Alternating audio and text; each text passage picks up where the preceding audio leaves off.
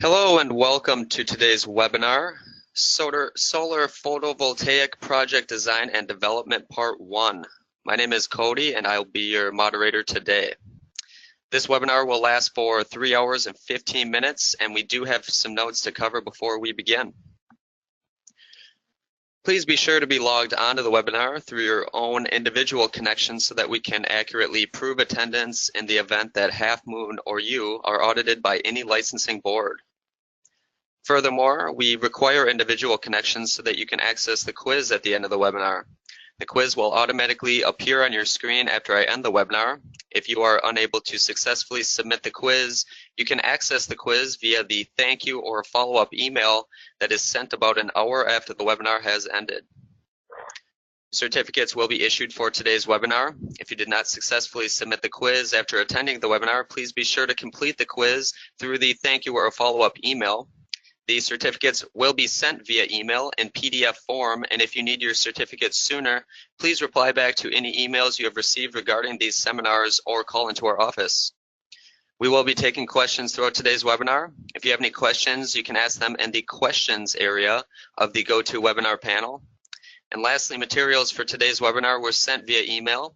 If you did not receive materials, you may access them in the handout section of the GoToWebinar panel. And with that, I will hand it over to your speaker today, Mr. John Ross Cromer. He is a master electrician with a mechanical engineering degree from the University of Pennsylvania, and he is a NAB CEP certified PV installer. Take it away, JR. All right. Hi, everyone. My name is John Cromer. I've been working in the solar industry since 2008, so I guess I'm getting on in years in solar. And one exciting thing about the solar industry is that it changes every year. You know, it's a function of energy policy, unsubsidized system cost, and the business models that were very popular just 5 years ago may not be necessarily the business models that are relevant to the market today. Now, one thing we have to keep in mind is that in years past, the solar industry has been heavily subsidized. And currently the trend is to phase out those subsidies or roll those subsidies back. Import tariffs, for lack of anything else, have kind of produced a counterbalancing effect to the solar tax credit, where nowadays the revenue brought in from the solar import tariffs is almost enough to offset the revenue lost through the tax credit. So I'm not even sure to state that solar is subsidized is accurate today. And where I'm located is in Mississippi, and in Mississippi they don't even do net metering, in the sense that the instant you are flowing electricity onto the grid, you're getting paid avoided cost of electricity, so substantially below retail. What might be 20% the value of retail electricity is what the buyback rate is, and that means we have to, in Mississippi, we're at a cold, unsubsidized solar business model where we have to take a strong, hard look at optimal design, material selection, things like that. And so the goal of today is to kind of walk you through business design development processes in the industry so that you can understand what's going on with solar design as we proceed into kind of an unsubsidized solar future. Just some background on myself. I know solar subsidy programs very well. Back in 2008, I was working in the swamp in Louisiana in the oil industry, and I wanted to move to Austin, Texas, have a little bit more fun than what I was currently having. And the solar tax credit, as we know it, that 30% of project cost, which is still around. It's even eligible for batteries, and it's even eligible if you already have gotten solar. You can expand your existing solar arrays with batteries and additional panels and still get that tax credit. Well, that was just getting off the ground in 2008, and the city of Austin had a solar rebate program as well. And the net effect of that program was that the city of Austin was essentially buying their customers' solar arrays. And so that seemed like a really good deal. Quit my job from oil, got into solar, started selling some systems, But the problem with kind of a overly subsidized market is that it's too much of a good thing. And what would happen is every year the incentive program would open up for applications, and they'd get 4 years worth of applications shoved under the door at the stroke of midnight on January 1st, and they would cancel the program, called a victim of its own success. A handful of projects would get through, and it was kind of an insane way of trying to have a business model and sell product. And what happens in that circumstance is your seasoned installers say, well, if this market's too difficult, I'm going to go, down the next state over and see what their solar incentive programs were. So I went on the road teaching solar classes, and at the time, the Tennessee Valley Authority had what was, compared to Austin, a less subsidized model with fewer participants and more budget to go around. So I landed a client in Mississippi, and between 2009 and 2011, we all but tripled the state's solar capacity just by a couple of people saying, well, actually, this does not need to be so expensive. And this client, he built what was at the time the largest rooftop solar array in Mississippi, and he was being bid by a local contractor $1 million for that solar array, and our total project budget came in at around $600,000. And so, we're going to talk about this margin in the solar industry, and kind of the theme that we'll be discussing is, hey, there's huge margins and huge soft cost in the solar industry that doesn't really need to be there if we treated solar like something that wasn't special, something that's a mainstream construction process. Margins in the construction industry are much smaller than the margins in the solar industry. So what can we learn from mainstream construction? How can we prepare our solar projects to be executed by mainstream contractors in order to bring that soft cost down? Well, we would also, it would be a lie to say that solar in the past hasn't qualified for excessive subsidies. And just like what happened in Austin, a few years later, the Tennessee Valley Authority says, well, we're kind of done incentivizing solar at above retail price for our customers, and that caused yet again a crash in the local solar market. And so I was kind of done chasing subsidies across the country, and I said, well, I'm just going to kind of figure out how to start doing solar projects without subsidies, to see, take a long, hard look at where the value of solar is, and also admitting that policies like net metering, policies like the tax credit, they do skew the business model.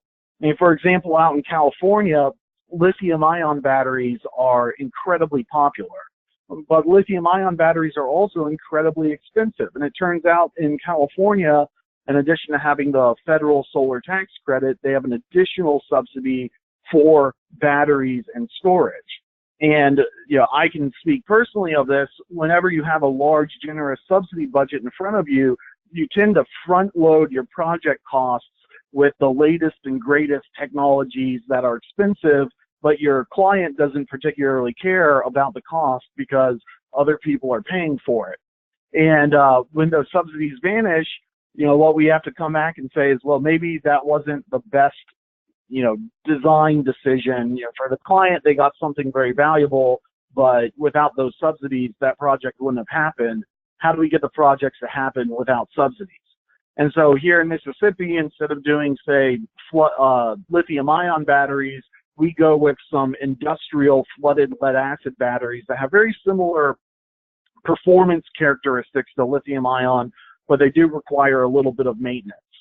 Net metering is another great example. When you are allowed to outflow electricity onto the grid at near or equal to retail price, and then immediately turn around and buy back electricity from the grid, that might be a economically prudent decision for the general public. But from the grid operator's perspective, they say, well, our business is to sell electricity, not buy electricity from our customers. And, this law that forces us to buy it from our customers at retail, it eats into our bottom line. And, maybe for society it's a net benefit, but I know for my bottom line, it's not a net benefit. And I think that net metering policy is unfair. And so what we've seen throughout the country is that net metering policies are being scaled back. And under a net metering policy, you might have a south-facing solar array that's tilted up to the ideal tilt angle that is purely designed around raw production for the year. And so here we have a south-facing solar array tilted up at about the line of latitude to maximize every single kilowatt hour coming out of the array, but that doesn't really take into effect the facility inflow versus outflow. I recently commissioned just last, I guess Tuesday, a north-facing solar array. And that's kind of funny because we're in the north hemisphere, the sun's in the south part of the sky, but it turns out this guy had a pretty difficult angular, small, divided up rooftop, and he had a porch in his backyard that had about a 3-degree incline to the north. And as we'll see in our solar production software that we'll get into, the performance difference between a slightly north-facing solar array and an array that's tilted up at, say, 20 degrees, kind of around a 412 rooftop, is not as different as you might think. We're talking about maybe a 12% production difference between something that is slightly north-facing versus something that is 20 degrees tilted up south-facing. And so his array that was north-facing is producing about 12% less electricity annually, but on the other hand, its production, if it was facing south, it would be producing a lot of electricity in the spring and in the fall, when that electricity is not really needed by the site. Because in Mississippi in the spring and the fall, you're not really running your heater, you're not really running your air conditioner. But in the summertime, the price of electricity goes up and you're running your electricity, your air conditioner, essentially 24 hours a day. And so that north-facing solar array that's 12% less productive also produces substantially less outflow onto the electric grid. In fact, he can time his thermostat to make the air conditioner run harder during the day and kind of chill his house during the day and coast on into the evening. Also, the price of electricity being about 20% higher in the summertime than in the wintertime, it turns out that north-facing solar array without a net metering plan in place is just as cost-effective as something that's 20 degrees tilted up facing due south. And so what we're going to talk today is kind of best design practices and things to think about. But we're also going to say, hey, this is where the solar industry has been, but this is also where it's kind of going, keeping in mind that we're trying to remove ourselves from reliance on utility policy and subsidies to get these projects out of the ground. So, what a solar project back in the day would look like is that the system owner would only pay for a very small amount of the project cost. And then the federal tax credit would come in, and it might be a 30% tax credit. And then your state or local utility could come in and provide an upfront incentive or a above retail price power purchase agreement that would essentially cover the bulk majority of the project costs. And projects were very expensive. What we're looking at today is a system, the 30% federal tax credit still exists, but the system owner is paying for the bulk majority of the cost. I would say to that federal tax credit a couple of things. One, solar is not the only technology that gets a tax credit. In fact, at the commercial level, the tax credit is not called a renewable tax credit as it is at the residential level. At the commercial level, it's called an energy tax credit or an energy investment tax credit. And often it might not be 30%, but often other energy projects will get this 10% energy investment tax credit. Solar, given that it's emissionless and renewable, I guess the Bush administration had determined that it could be at a higher level. We've also seen project costs shrink. And this is what I think is incredible. When I got into the solar industry, the hard cost of the solar module was over $3 a watt. And nowadays, if we remove the import tariff, we would be buying solar modules at around 40 cents per watt. And so we've seen, almost a 90% decrease in the cost of the solar module itself over the last 10 years. And inverters have gotten cheaper, racking has gotten a lot less expensive. So our overall project costs have shrunk. And so even though the owner is now paying the bulk majority of the project cost, there's also per watt a smaller budget.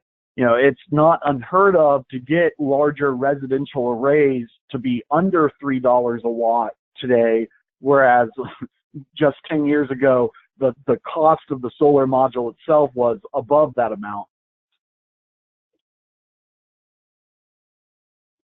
And so this is where I think solar design deserves a lot more attention in the industry. This number is somewhat dated, but I would say as far as these cost numbers, the industry costs have kind of stagnated over the past few years. Mainly what we've seen is back in 2000, I think the end of 2014, the first round of solar import tariffs were passed. And now we have a new round of solar import tariffs and aluminum tariffs and steel tariffs on top of that. And then the net effect of that to the solar industry is it's just kind of keeping costs stagnating. There's less inventory in the market. And that's just the reality that a small installer has to deal with. But import tariffs aside, that's just raising the cost of this one dark blue line item, the solar module itself. What we see up at the top, this big gray bar, is what's referred to as soft cost. And so what is soft cost? Well, soft cost is all the profit taking and indirect costs associated with the project. So permit fees, insurance, the margin that the material distributor charges, the margin that the solar installer charges, all of that goes into your soft cost budget. As we see from this graph, in residential solar, your soft cost budget can be 50% of your total project cost.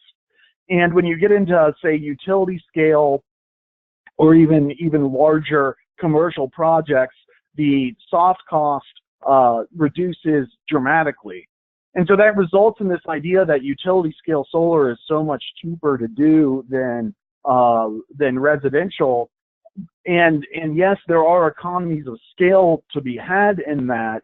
But you look at the individual line item budgets, and the price that the utility scale project is buying the solar module for is really not less than what a residential installer who rolls up their sleeves and does some competitive bidding and some supply chain management can purchase the module for. In fact, there's some opportunism for a solar installer who's not locked into one manufacturer to say, hey, that giant utility scale project, they have to order one module for the entire 200 megawatts, and they have to go and negotiate a long-term planned in advance purchasing price, whereas a nimble residential installer might just get on the material distribution list of multiple distributors and buy some modules that are kind of last year's modules. Not that there's anything wrong with them, but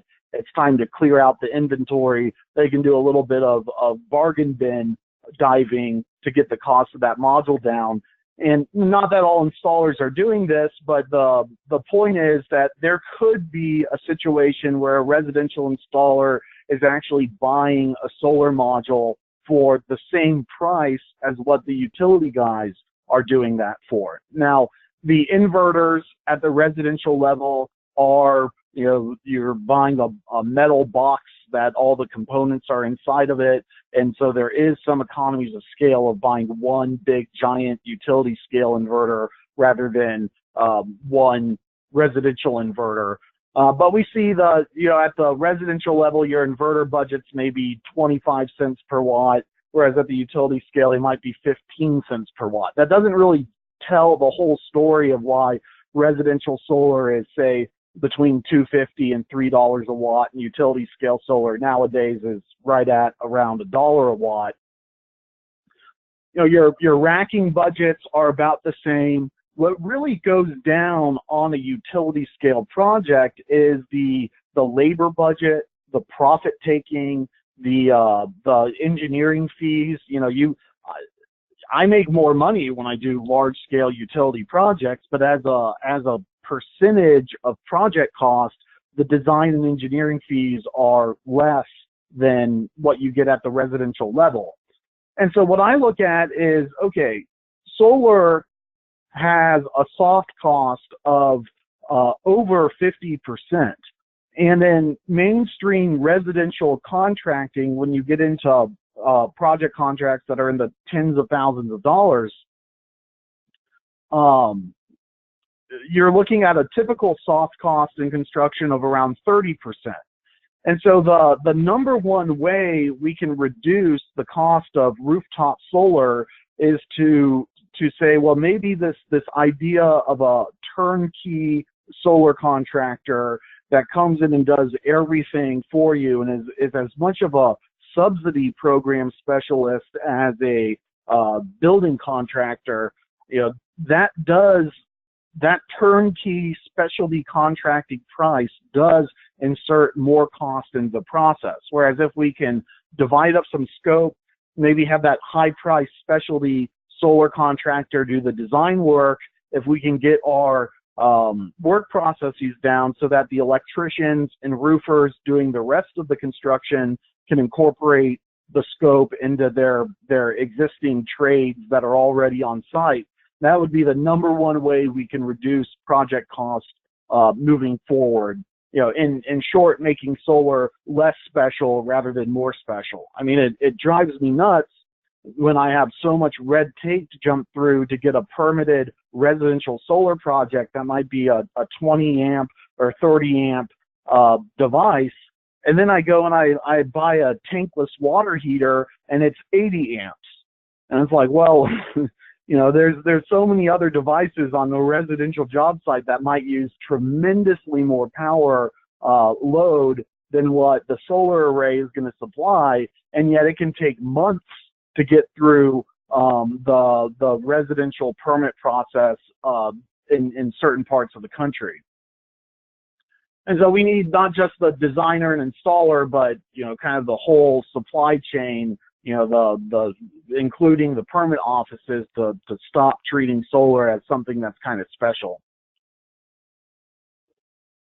Let's see, solar is a subject of subsidies, but what I want to point out is that the utility scale market is much more exposed to changes in tax subsidies and import tariffs than the residential or commercial market. Back before the solar tax credit came into being, so that was really back in 2006 and 2007, what's light blue here, that's the utility scale market. Back before the solar tax credit came into its modern form, back before that 30% tax credit, uncapped, 30% of total project cost, let's see, Morgan Stanley can go and do $1 billion of solar projects and they get a $300 million tax credit. Back before that was around, the utility scale market was less than 10% of solar. It was primarily a point of use, whether it be residential rooftops or commercial rooftops market. And in fact, what we see in this graph is the commercial rooftop market was actually starting to pick up some steam, and for the very first time was larger than the residential market. And then we see that tapered off. Now why is that? And also, why are these markets still kind of growing along at their normal clip, whereas there's such fluctuation here in planned and implemented utility scale markets? Well, what happened was when the federal tax credit was kind of created in 2008, 2009, it was originally planned to expire at the end of 2016. And so a lot of developers kind of planned to front load or backload some of their projects and make 2016 to be this amazing banner year in the solar industry. And then what happened back in 2015 was there was a bipartisan congressional bill that was not just a solar bill, but was kind of a energy overhaul bill. You know, there was concessions for solar, but there was concessions for fossil fuel industry as well. And one of the concessions was they would take, you know, rather than consider things like cap and trade and stuff like that, they would expand offshore oil and gas. They would allow natural gas exports from the U.S., and they would also extend the solar tax credit well into the future. So now the solar tax credit, the kind of the last year to participate in it for residential is 2021. So we still have a few more years of solar tax credits to go, but we still saw this kind of hiccup in your project planning.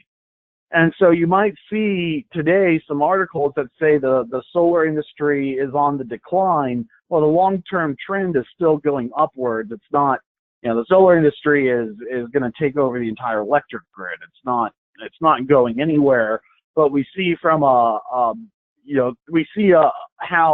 subsidizing the solar industry has created kind of an imbalance in the business model that might today give a false impression of the industry on the decline, whereas the overall growth trends are still positive.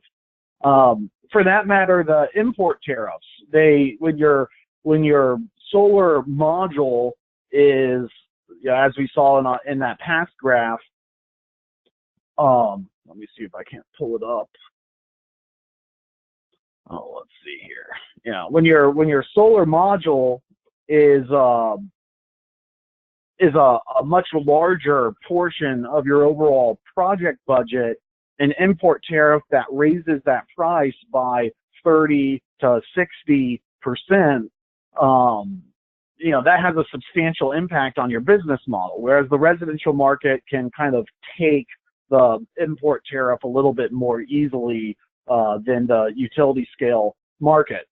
And so it always kind of, when you're in this industry, you always have to keep in mind that it is a subsidized industry, and the business models that are currently around because of subsidies may not be applicable to business models in the future. So in the past decade, we've seen a tremendous explosion in utility scale solar, but now we're starting to see problems associated with utility scale solar. For example, we've had so much growth in utility scale markets that it's plummeting the amount of daytime electricity cost, and making mainstream fossil fuel power plants that assume a 24/7 baseload operation, making them more difficult to get a 24/7 purchasing contract. And so now the coal industry is grumbling about how they need to start raising the cost of electricity because of so much solar capacity brought onto the grid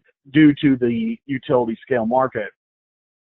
We also see the utility scale market being more exposed to, say, if the tax credit were canceled or effectively canceled by a substantial increase of import tariffs.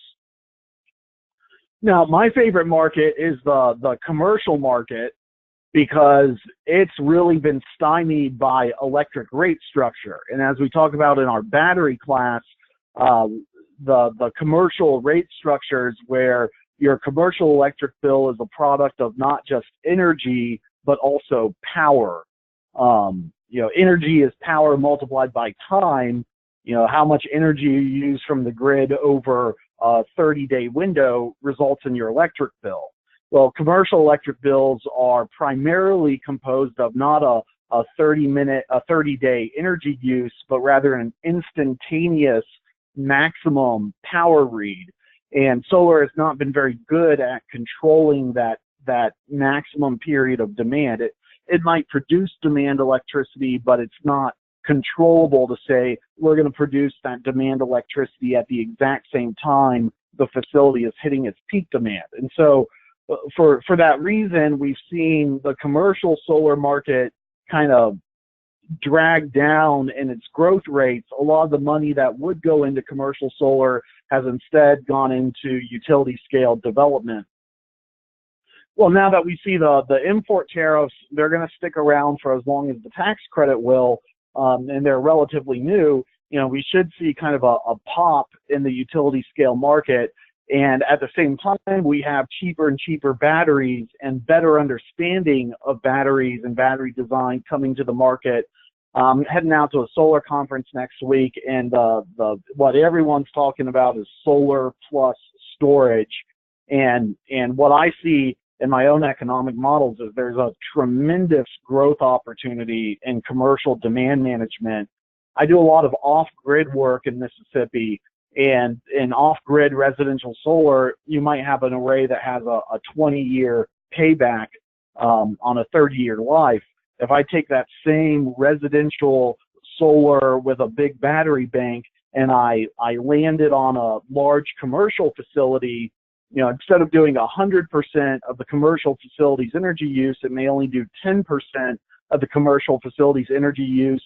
But between the combination of solar and a battery, we can run that 10% of the energy right when the facility is experiencing its peak demand. And so we see, instead of 20-year paybacks, we see 4-year paybacks or even less. A solar peaker that produces electricity during demand times and runs the battery exactly at demand times may only do 10% of a facility's energy use, but it can reduce the electric bill of that facility by 40% or more. So we'll talk about that a little bit later. Many of you may just be interested in adding solar to your own house. I mean, if you're an engineer or architect and you want to dip your toe in the pool before you dive into adding solar scope to your practice, there's no better way to do that than just to go through the process of designing and installing a solar array for your own home. And so here's an anecdote. Back in 2015, I was consulting for a commercial electrical contractor, and they were just getting into solar, and we were going through all of the subsidy programs and, not just doing the project, but also doing a lot of development work to qualify the project for the subsidy programs. And we knew what the utility was paying, and we knew that solar customers would go forward with a project if we were giving them a 10-year payback at the residential level. And so we set the price of the project to be, something that would give the customer a 10-year payback, and we didn't have incentive to lower our price. And so we had a customer buy an 8-kilowatt solar array at $4 a watt back in 2015 to snag that local incentive. Well, a few years later, the customer comes back and says, well, what I want to do is expand my solar array and do a 4-kilowatt project. Now, if you went and did a small residential solar array from a turnkey contractor, they're going to bid you, $3.50, $4 a watt, because there's a certain amount of money they have to make and take home in their pocket in order to do the project. If I'm looking to make $4,000 off a small residential solar project, well, if it's a 4-kilowatt project, $4,000 divided by 4 kilowatts, that's $1 a watt just in soft cost or margin. So we see again how, residential projects, the soft cost can be, up there. Well, instead of doing a turnkey install, this client, he was pretty handy. He built his house, he installed his own air conditioning unit. He says, look, that solar stuff, it actually looked pretty simple. What I'd like to do is just buy what I need to install it, and either I'll put it on my own roof, or I'll have my electrician who does everything else for me, come out and put it on the rooftop for me. And actually, when we did this project back in 2015, we designed it with an expansion in mind. So there's a little junction box hidden underneath this array, and the conduit that we installed was wide enough for him to snake another cable from the roof into that junction box. And the interconnection equipment, the load side service panel, we spec'd out a panel that had some empty breaker slots so that he could just quickly add another breaker to his load panel and not have to go through the process of installing all the additional balance of system material. And so by that time, this client or this customer called me up. I was no longer doing consulting work for this client, and he said, well, I want to expand my array. Can you help me out here? And so what I did is I went out to his house, and I said, okay, well, let's go through the racking design, and we'll show you in class how to specify a racking balance of system material using manufacturer-provided sizing software. And this was a microinverter array, so we matched up his microinverters. The hardest part about this array was, by this time, the solar modules we had installed were a few years old, and the hardest part was going and finding a panel that was the same size and aesthetics to match his existing array. And that could be kind of a tough game to play, because while if you go a few years back in your module selection, that might mean that you get cheap solar modules. On the other hand, they can be difficult to find. And so eventually the panels get so old and so rare that their scarcity can do the opposite and start driving the price back up. So you want to find that sweet spot if you're going bargain bin diving to get the right module for the job. Well, it turns out we found some matching solar panels from one major solar distributor, and they were trying to get rid of them on a pricing discount. So it was exactly what we needed. The problem was that distributor was so large that if you contacted the distributor and said, hey, I just want to buy a pallet of solar modules and some material, they say, well, we don't really do residential one-off projects. You have to talk to our residential distributor for that. And that's kind of code to say it's going to be a lot more expensive to buy from them than buy from us. Well, instead, when we approached this distributor, not having any kind of contractor program qualification in place, not really intending to buy more material from them, this was definitely a one-off electrical project. Instead of just going to them and saying, we want to do some solar, can you sell us some material, we delivered them a complete bill of material. We knew they distributed this Iron Ridge racking system. And so instead of saying, we want Iron Ridge racking, we said, we need a quote for this many of that, this many of that, this many of that, and that many solar panels and that many microinverters. And it was no problem for them to say, oh, okay, well, I can just pull up in my system how much each item is worth, so here's the bid, and here's your pricing. Do you want it or not? So we went into a situation where the distributor was telling us there's no way we're going to do a residential one-off sale, and instead we snagged a great price on our material, buying from that same distributor exactly what we needed. And then, this was a microinverter array, and so is Romex to the rooftop, and a couple of splice connectors. The short of it was his do-it-yourself budget for adding an additional row of solar panels along the bottom side of his rooftop, his all-in cost was under $1.60 a watt, and that was just 2 years after he had bought the original array for $4 a watt.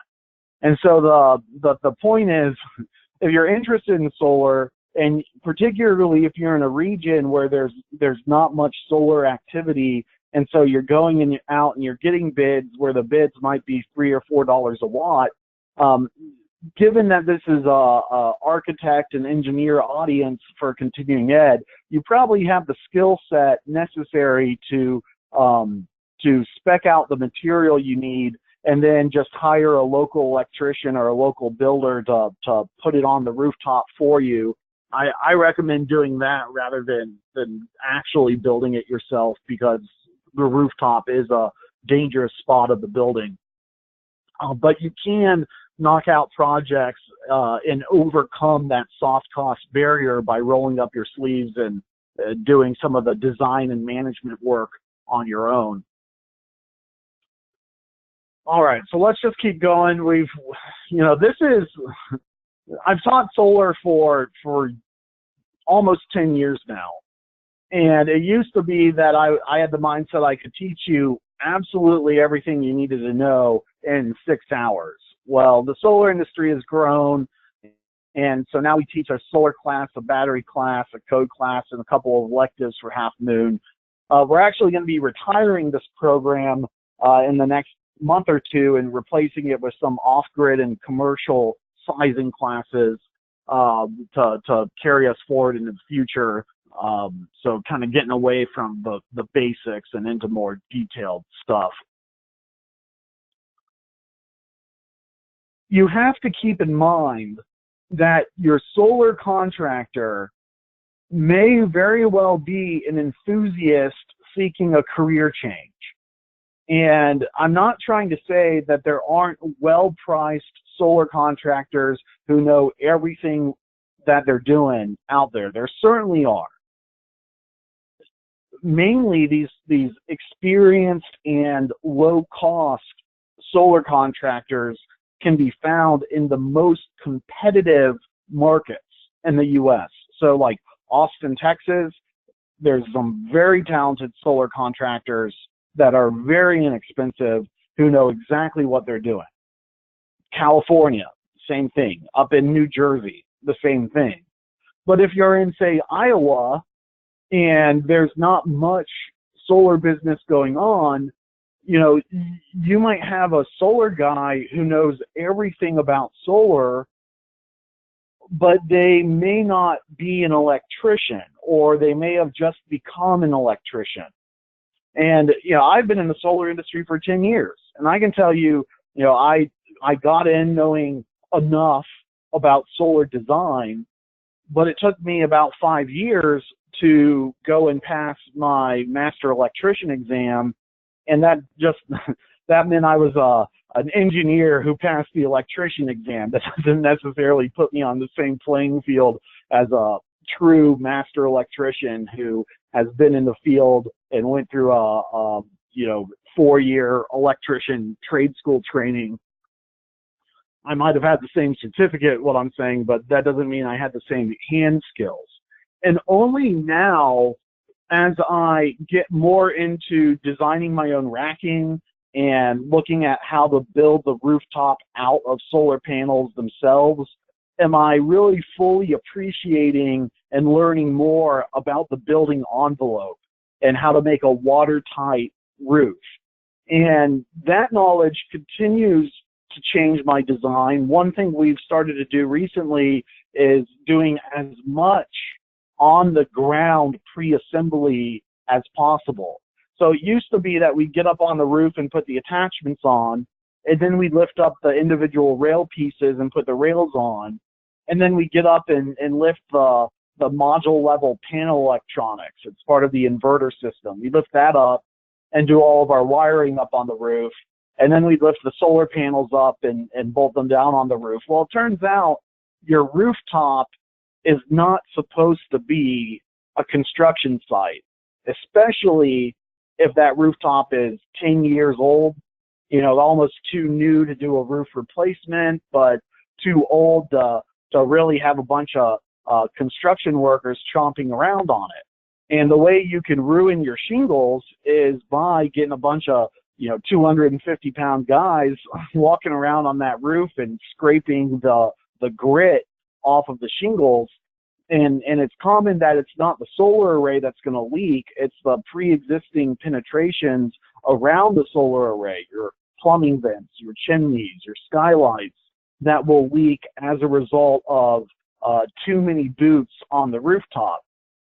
And so what we do today is we pre-assemble the whole rail, and we mount all of the inverter boxes onto that rail and do all of our wiring and wire management down on the ground, and then lift it all up to the rooftop in one piece and hook it into the attachments.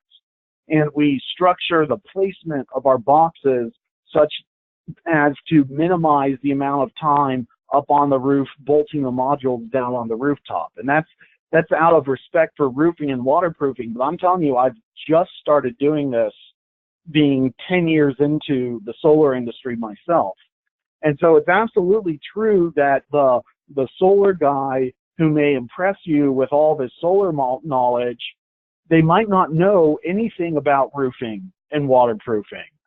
And their electrical knowledge is really more specific to solar and not things like, well, what size of a box do they need for what size of a conduit, and you know, how many feet away from the gas line are they allowed to mount a box per national electric code. And so what the danger is, you may go into a project and pay a contractor a premium, and the contractor's specialty solar knowledge may assure you that he knows everything about what he's doing. But just keep in mind that, you know, to put solar on a roof, you need electrical knowledge, you need roofing knowledge, and solar knowledge. And maybe that solar dude doesn't have a complete skill set for what's really needed to accomplish the project. And so what I would say is there is an opportunity for that solar dude to get together with a general contractor who has a great electrical crew, and they might know a perfect roofer, and together you no longer have the one specialty guy at that specialty contractor rate doing the entire project, but maybe getting into, you know, when we think of trade labor, you know, electricians are usually more expensive, but in my experience, those electricians are cheaper than the solar dudes. And in fact, you know, when I do my projects, I love working with even, you know, the high end in terms of hourly billing rate electricians, because they know how to show up on a job site on time. They're all tooled up. You know, you don't have to train them on how to stick a piece of EMT conduit into a fitting. You know, they have all the hand skills they need for wire pulling and electric service panel installation. And so even if you're using a high hourly rate electrician, I have found that is results in a cheaper labor budget than using the solar crew, who is commonly less qualified than just mainstream builders for doing this stuff. And, you know, I'm not saying there's exceptions. There's absolutely exceptions, and particularly in the most competitive solar markets in the industry, you're going to find that experience and competition has resulted in some, you know, solar experts who know how to knock out a quality project for a limited budget. But if you're interested in crafting your own strategy on how to get into the market, I would recommend dividing the scope up and having the solar expert just say doing the design work and commissioning and maintenance, but letting the electrician do the electrical work and the roofer do the roofing work.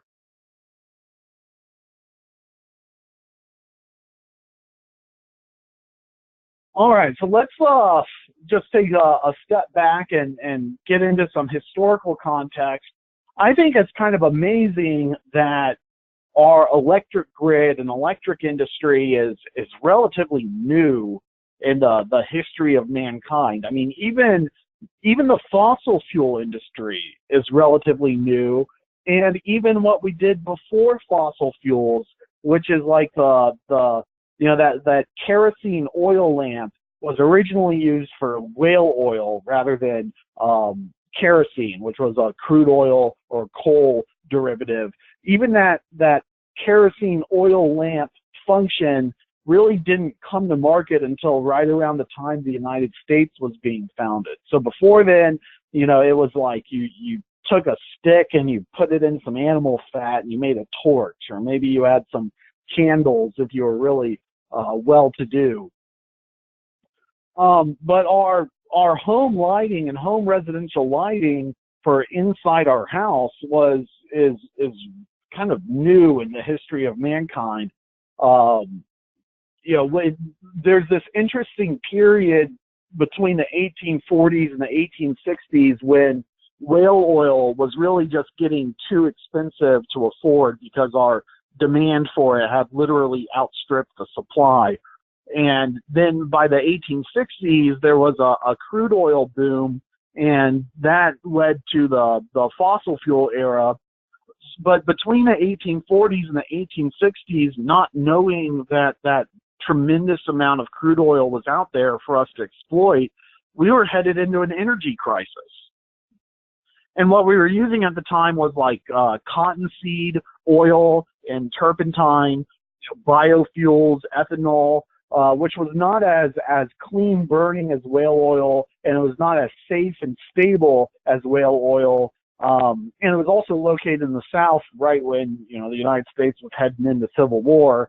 So from an interest of national security, the ethanol and cottonseed oil was not particularly good.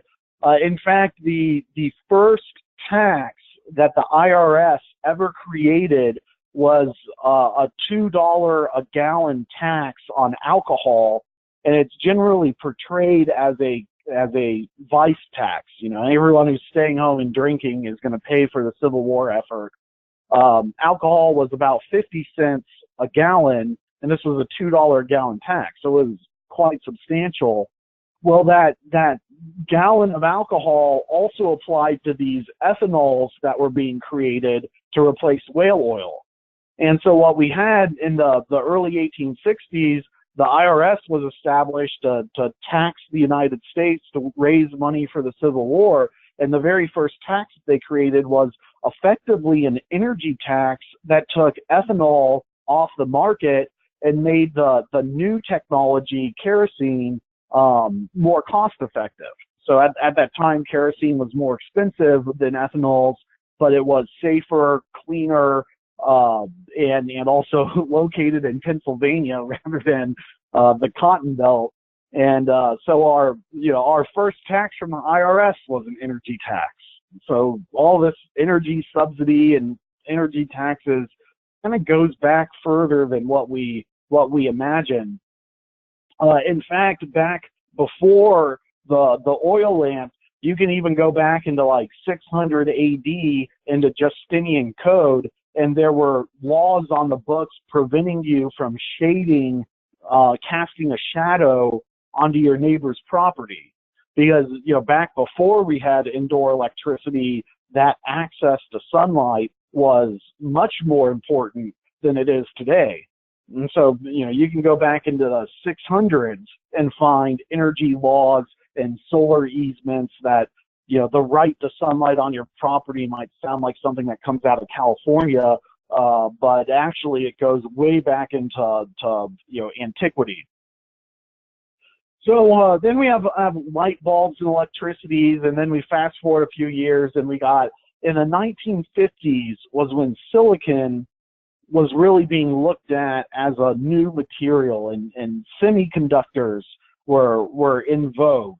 So before the 1950s, we had vacuum tubes, and those vacuum tubes were being used to make electronic, or I guess more analog, but you know, they were used to make machine calculators. And those calculators were incredibly valuable. And so silicon in the 1950s, they say, okay, we can use silicon. It's a semiconductor. That means it conducts electricity at certain times and not others. It conducts electricity when it's energized. And so we can use these semiconductors to replace vacuum tubes. Well, actually, any semiconductor, if you refine it to the highest degree purity possible, it will become photovoltaic. And so photovoltaic means that when it's exposed to sunlight, the beams from the sun, the photons knock the electrons out of the crystalline structure, and those electrons can flow through the semiconductor, whereas if it didn't get exposed to sunlight, the electrons would be locked in place. And so again, semiconductors, you turn on your computer chip can process electronics, you turn it off, your computer chip just sits there. You get that same computer chip and you refine it to a high degree of purity, and it can actually conduct electricity just based off being exposed to sunlight. So all that was being developed in the 1950s, and what that means is put yourself in the shoes of a silicon refiner in the 1950s. Now, silicon is the second most abundant element in the Earth's crust. Silicon dioxide is the mineral it comes from. Silicon dioxide is sand. And so, sand is cheap. And so you say, okay, well, I can take this sand and I can strip out the oxygen, and with a lot of energy, I can refine it to make pure silicon, and I can use that pure silicon to make computer chips, or I can use that silicon to make solar panels. Well, what are you going to do? Which is more valuable? Well, for that silicon refiner, selling the silicon to the computer industry is going to be the much more valuable application, and that was true in the 50s and the 60s and the 70s and the 80s and the 90s. And so solar, even though it's a older technology, independent of global warming and climate change and renewable subsidies and all that rigmarole, independent of that, we have this other aspect of why solar is not coming to market, which is all the silicon refiners are targeting the computer industry rather than the solar industry. It's the better market to target. Well, in the 2000s, the semiconductor industry crashed.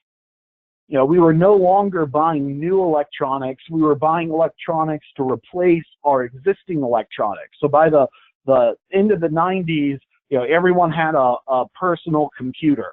And maybe we replaced that with laptops, but the laptops were just smaller personal computers. Everyone had a cell phone.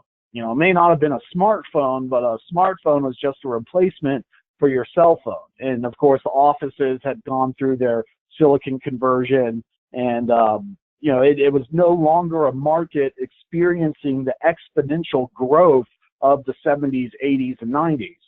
And so at that time, silicon refiners took a step back and they said, well, where is our exponential growth in the future going to come from? And that's when they went back and revisited the concept of solar power, and we see a tremendous amount of investment in the early 2000s for solar dedicated silicon refining facilities. The company that I work for, Fluor Corporation, helped build some of the initial ones, and that actually got me access to some market research that encouraged me to get into the solar industry.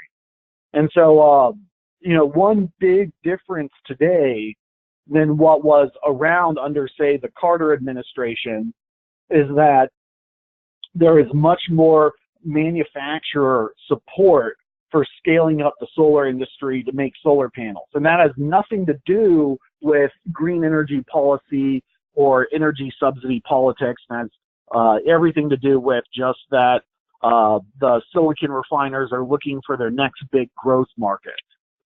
And so that encourages me to state that, hey, solar is going to continue to grow independent of green energy politics, because it is unlike other kinds of energy resources. There's a unique driver that's pushing it to market that's independent of the debate over, say, climate change. All right, it's 12 o'clock, so we got another half an hour to go before our break. A solar panel is typically about 3 1/3 feet wide by 5 1/3 feet tall. Now, there's a utility scale type solar module and it's still about 3 1/3 feet wide, and it's about 6 1/3 feet tall. And so the difference between a utility scale module and a residential module is that the residential module is commonly referred to as a 60 cell module, whereas the utility scale is commonly referred to as a 72 cell solar module. And so you can count them. There's 1, 2, 3, 4, 5, 6, 7, 8, 9, 10, 11, 12 by 6 cells, and that's 72 cells.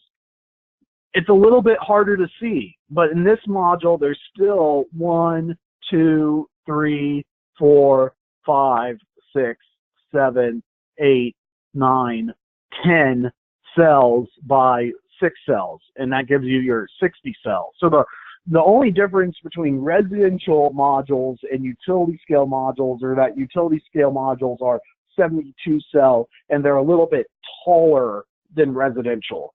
And it's really that size that's important, because the taller 72 cell module works just as good on a roof as it does on the ground. It's just harder to carry on a roof versus the ground. You know, that longer span makes it a little bit weaker than a 60 cell form factor. So, you know, if you had a module, you know, under a high wind situation, break its glass, you're more likely to do that with a 72 cell. And you're handling the modules up on the rooftop, you're more likely to bust a 72 cell module than a 60 cell. It's harder to handle. It really, to be safe, it requires 2 people to move it around, whereas it's common just to have one person carry around a 60 cell module and slam it down onto the racking when you're installing it. So for a variety of reasons, the residential market prefers the 60 cell module, but there's nothing wrong with using a 72 cell module. I really like using 72 cell modules on ground mounting, because that larger form factor just makes a little bit better use of your racking budget than a smaller 60 cell. Your 60 cell modules weigh about 40 pounds. And so given that they're 3.5 feet by 5.5 feet, that's about 17 square feet. 17 divided by, or 40 pounds divided by 17, your modules themselves will weigh a little bit more than 2 pounds a square foot. And then by the time you add in everything else, like the racking and the microinverters or whatever, you get your to about 3 pounds a square foot of dead weight on the array. Solar panels are rated for outdoor conditions. You know, they're rated to take 1-inch hail at 50 miles an hour. You know, people have questions about insurance requirements. Well, you know, when I read a lot of residential insurance policies, I will commonly see a deduction for a roofing system that is rated to take hail, like a metal roof, rather than a shingle roof. You get a cheaper insurance rate if your rooftop is stronger than typical building construction. Well, solar, you know, the manufacturers know that it's rated to take 1-inch hail at 50 miles an hour. You know, that's not to say that there aren't rare hailstorms where you have baseball-sized hail at 90 miles an hour. You know, you gotta run for your life from that hailstorm, and that can bust a solar panel, and it's covered under your homeowner's insurance. Okay, well, some additional numbers you can get from this. We know that our solar panel is about the width of a human body, that they can just put their hands around and pick up a module, and that's about a little bit more than 3 feet.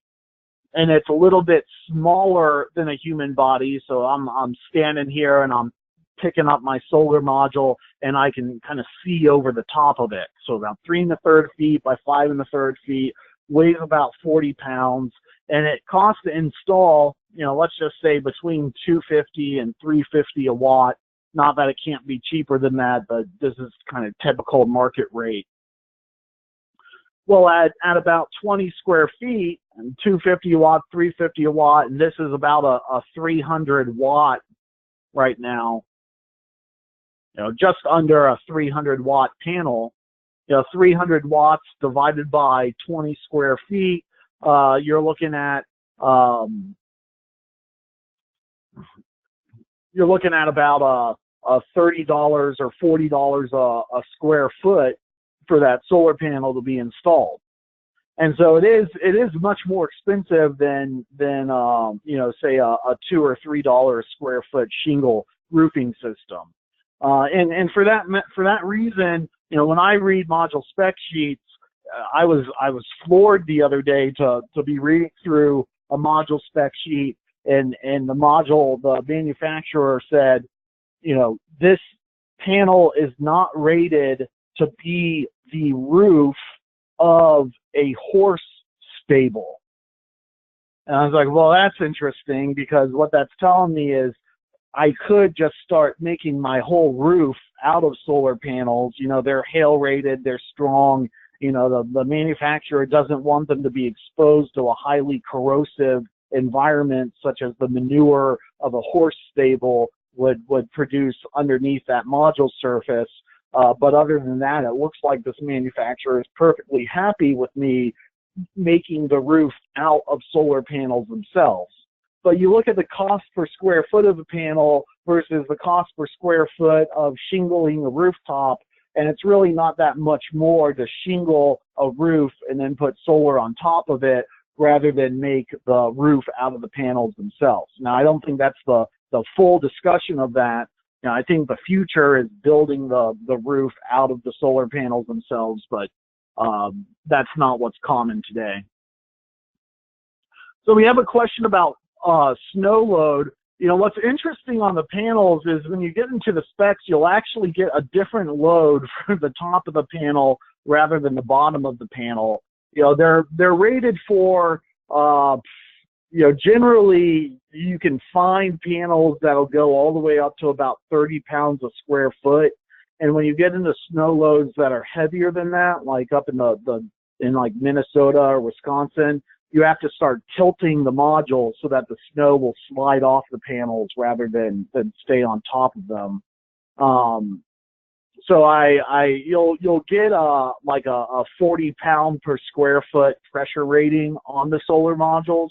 It's a little bit disingenuous though, because if I have a point load of say 100 pounds on top of the module, that's not the same thing as a 40 pound per square foot pressure rating across the surface of the module. So point loads can still damage a solar module. You are not supposed to lean or elbow or knee or walk across a solar panel. It's a little misleading that the module, even if you lean on it or elbow it, it could still work. You just might not be able to see the tiny little crack you put in to the silicon cell, and eventually you get electrons shorting between those cracks that you put into the cell, and that can make the crack in the cell widen and cause a fault down the road. And so solar panels have this impression of being bulletproof because they are rated for outdoor environments. They are rated for about 40 pounds a square foot of pressure rating, but they're still not resilient. In fact, they really don't get their strength until they're kind of bolted down onto the racking themselves. So I have this false impression. I put a solar panel in my in the back of a truck and drive it down a bumpy dirt road, and the panel works just fine when I put it in the field. But that's if you hit a baseball at your solar array, it hits the module surface, it may bust the glass or shatter the glass and cause it still may work. You may have a hailstorm go through and you pull up your online monitoring system and all the solar panels seem to be working. You still want to visually inspect it to see if you've broken some glass. And we'll show you in the racking design how to start figuring out what those loads are that the solar array is going to take on the roof. So how do I go and do my supply chain management? Now, the best thing you can do is just Google a whole bunch of online distributors. Some of the online distributors will still put their pricing online, others don't. When you go and see online pricing, you'll see solar modules in the 80, 90, $1 a watt level. And say, oh, JR, I thought you told me, you know, the panels are 40 cents a watt. Maybe with the import tariff that makes them be, you know, 60 cents a watt. And then you get the supply chain markup, and that makes it 70 cents. But I'm seeing $1 a watt solar panels. So where's the difference in that? You know, the listed price of the modules is not what you can buy them from the distributor for. The best way to go and get that contractor pricing is to Google a whole bunch of different online distributors, and then on their websites, they may have a dealer network. In my experience, only the largest online distributors will actually require you to be a dealer and be through their contractor dealership program in order to buy panels from you. I mean, your solar distributors, they don't know where the market is going to shift next year. And so especially if you're an architect or an engineer coming to them with a fully designed array layout and a complete balance of system material, you know, you bet they're going to want to take down your contact information. And you know, if you're doing a project for yourself now, you might be doing a project for your business, you know, a year from now. And so you go and Google a bunch of online wholesalers, and then just go and put your email address into their newsletters. And that's where you'll get the emailed out pricing that is less than what is listed on their website. Or if they're not listing pricing on their website, you go and put your email into their newsletter, and all of a sudden you'll start getting plenty of offers for pallets of solar modules at the same price as what any other contractor is buying them for. You know, there's not much markup and margin in the distribution of solar panels. It's a pretty tightly squeezed supply chain, and so, you know, there's not as much loyalty in the supply chain as there is in like more established industries, like, you know, for if you want to buy a Carrier air conditioner unit, you got to buy through the local certified Carrier installation contractor. There's only a few manufacturers out there that use such a closed supply chain.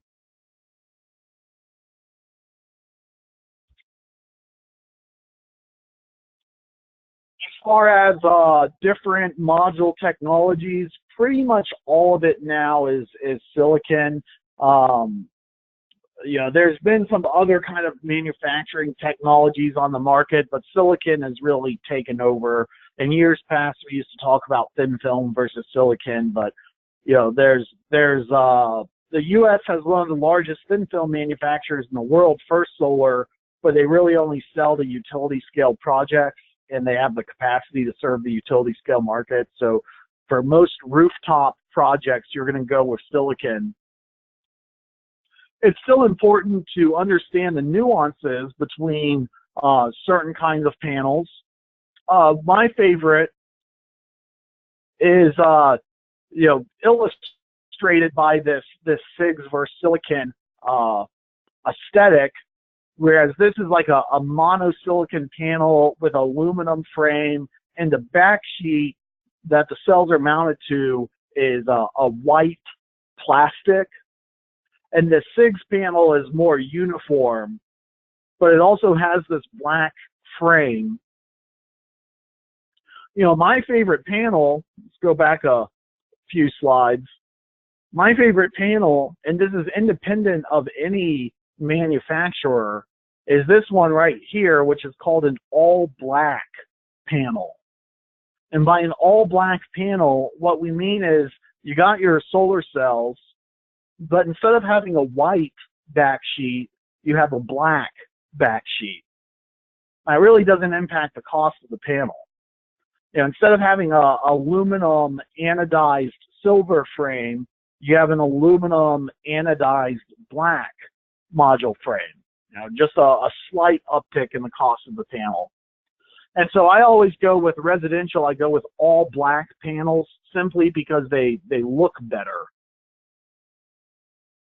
And so that might be the real difference in your supply chain is if you're planning out a project, it's good to have some time in your procurement to be able to sit back and wait for really good pricing on all black silicon panels.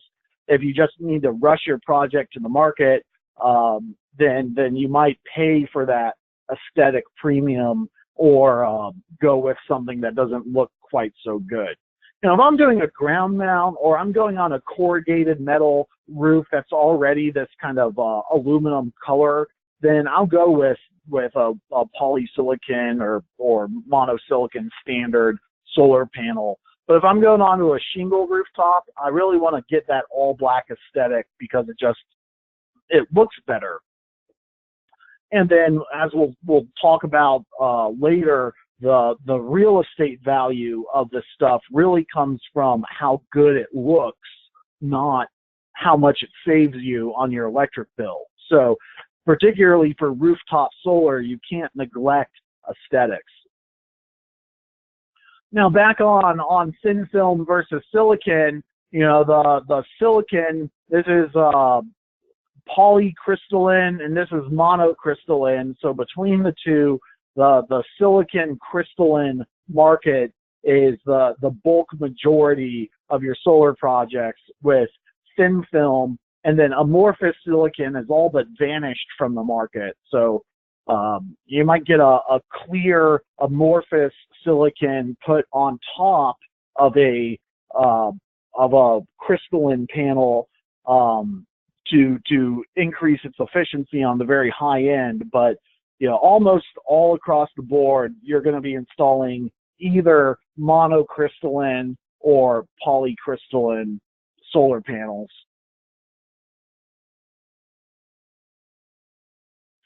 So here's this all black module aesthetic that I'm a fan of. You can see how it just makes the solar array look much better. Of course, making the solar array look really good, you can ruin it all with a design error. What we see is this little blank in this array layout, and then this one little module hanging out by itself, and obviously this one little module was supposed to go right there. But what is hard to see is right here is a little plumbing vent sticking out of the rooftop. And so what it looks like to me is that the installer didn't pick up on that plumbing vent when they did their array layout, and then they got to site and realized, uh-oh, there's something that I couldn't pick up from my Google Earth imagery coming out the top of the rooftop. And so the installer just went and stuck the module on the edge over here rather than put it where it was supposed to go. And that makes the array not look nearly as impressive as if it was going to be just one uniform rectangle. And you can say, okay, well, if I'm down on the ground over here, how am I going to see my solar array, because I can't look up and see the rooftop? But, you walk 200 feet away from the house, then you can easily see the roof. And so, if you can see often on a site evaluation, I'll do remote design based on Google Earth, but I'll send my customer, say, hey, go away from your house, walk away from the house until you can see the roof line, and then turn around and snap a photo of the rooftop, and that on-site digital image of the roof will allow you to interpret the smudges from Google Earth correctly, so you know what is actually poking out of your rooftop. Now, what can you do about that plumbing vent? The plumbing vent serves two purposes. The first purpose is to expose your plumbing to atmosphere. It's kind of like the neutral wire in your electrical system. It allows the electricity to flow from its energized to its de-energized state. Without that plumbing vent, your toilets wouldn't flush. Well, okay, if that plumbing vent just came out through your roof deck but no higher, it would still give you that exposure to atmosphere. So are you allowed to just shave off the top of your plumbing vent and put the solar module over it? Well, no, the plumbing vent is also required to stick up off of your rooftop because it kind of acts like a chimney. So that if there's any sewer gas that gets into your system and comes up the top of your plumbing vent, what they don't want is that gas to collect on your rooftop. Let me change my pin color here. What they don't want is the gas to come out of your plumbing vent and then collect on your rooftop and then roll down on your roof and go into a window. You know, instead they want to give that gas enough height up off of the roof deck to dissipate into the atmosphere. And so you can't just have your plumbing vents come right up to the roof deck and expose to atmosphere. They want that plumbing vent to kind of stick up a little bit. And so since you can't just simply put your modules across the plumbing vent, I actually like putting my modules across the plumbing vent because, you know, what happens when you interrupt your rail right here and right here and right here and right here, and now you have a big hole in that decking because of the plumbing vent, you've actually get higher wind forces around the edges of your array rather than the interior of the array. And so by ending your rail and putting your corner attachments right around that plumbing vent, you're taking the weakest part of the rooftop and then you're going to be shaking it up and down for the next 30 years. And that's going to be nowhere near as strong as continuing the rack across that hole in the roofing membrane and having the solar modules kind of reinforce the rooftop. You know, I think that that's kind of a misconception in the solar industry, particularly with your fire departments, is that your solar array is going to be strengthening the rooftop rather than weakening the rooftop, giving it a tremendous exterior aluminum kind of cross bracing.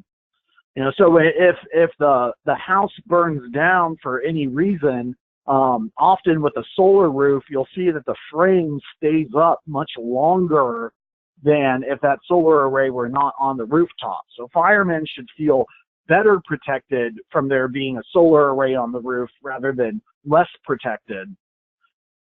But regardless, we still have this kind of cumbersome roof pipe that's impeding our solar array.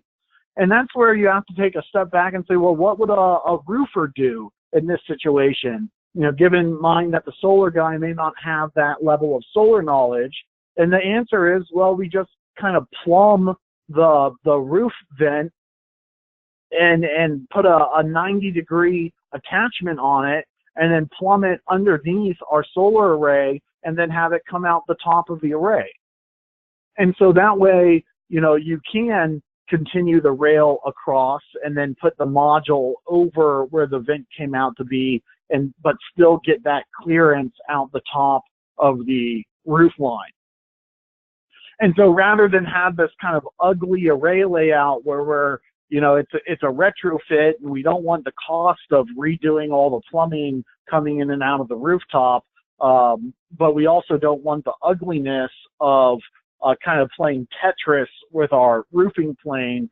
You know, by having good comprehensive design knowledge, we can make the arrays look stellar without, you know, substantially impacting your project cost.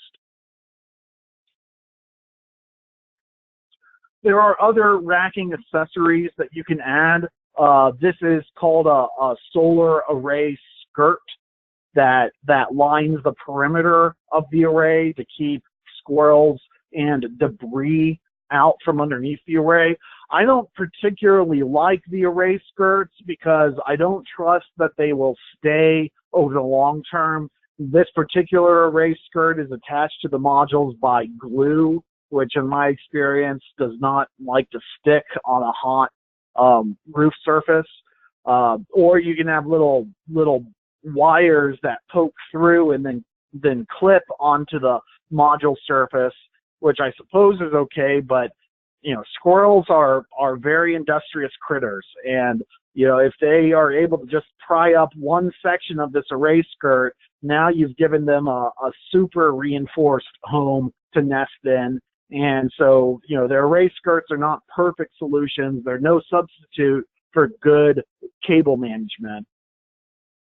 So I prefer to solve my rodent issues by racking selection and good, strong focus and getting that cable tie wrapped and protected within the racking itself, rather than try and do a kind of cover-all solution. Although if I do have a rooftop where there's a lot of trees around, then going a step further and specifying an array skirt on top of that is a good idea. There's also snow guards, and these are little clips that go into the racking system that essentially prevent the snow from sliding down the array. When you get into areas where your snow is too heavy, what can happen is that snow, as it begins to melt, is going to stack along the bottom row of modules before it avalanches up off the rooftop.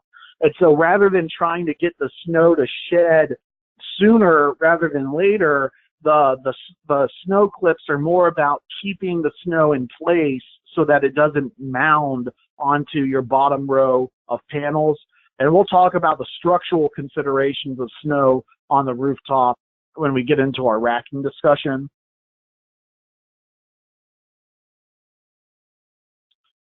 Got a couple of minutes before our break. Let's talk about the module warranty. Most solar modules come with performance warranties that cover a 25-year life. Now, that said, your more expensive, higher-end manufacturers are going to be warranting the workmanship of the module, which is a much more substantial warranty than the standard, which is a performance warranty.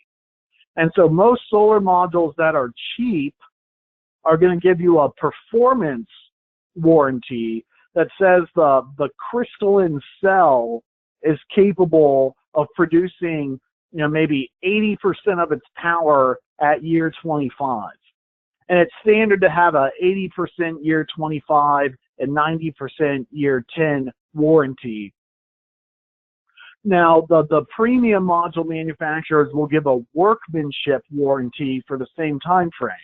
And if you don't have that workmanship warranty and you get like a crack in your module, maybe a solder connection pops, and so you don't get the output out of it, the module manufacturer might come back and say, well, look, we don't know where you're putting the module. We don't know the racking that's supporting the module. We don't know the quality of the installer and the quality of the shipping and handling. And so there's all these factors that could result in a solder point on the solar module surface popping and causing a defect, and it may not be our fault. And so the workmanship warranty is what you want if you want a complete warranty. Now, on the other hand, you pay for it. There's no free lunch.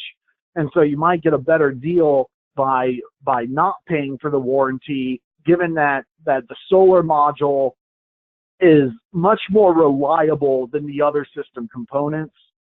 It's very rare to have a solar module fail and it not be something where it's failed, already before it arrives on site. So whatever you pick up, your installer should be able to identify a failed module as part of commissioning, and there's still a window of opportunity to get that addressed with the manufacturer. It's more uncommon to have a failure occur at year 3 or 4 or 5 down the road. Now, that said, there is a higher level performance warranty. The module itself experiences about a 3% degradation in the first year. And then from that point on, it's going to degrade at about 0.5% a year over the course of its life.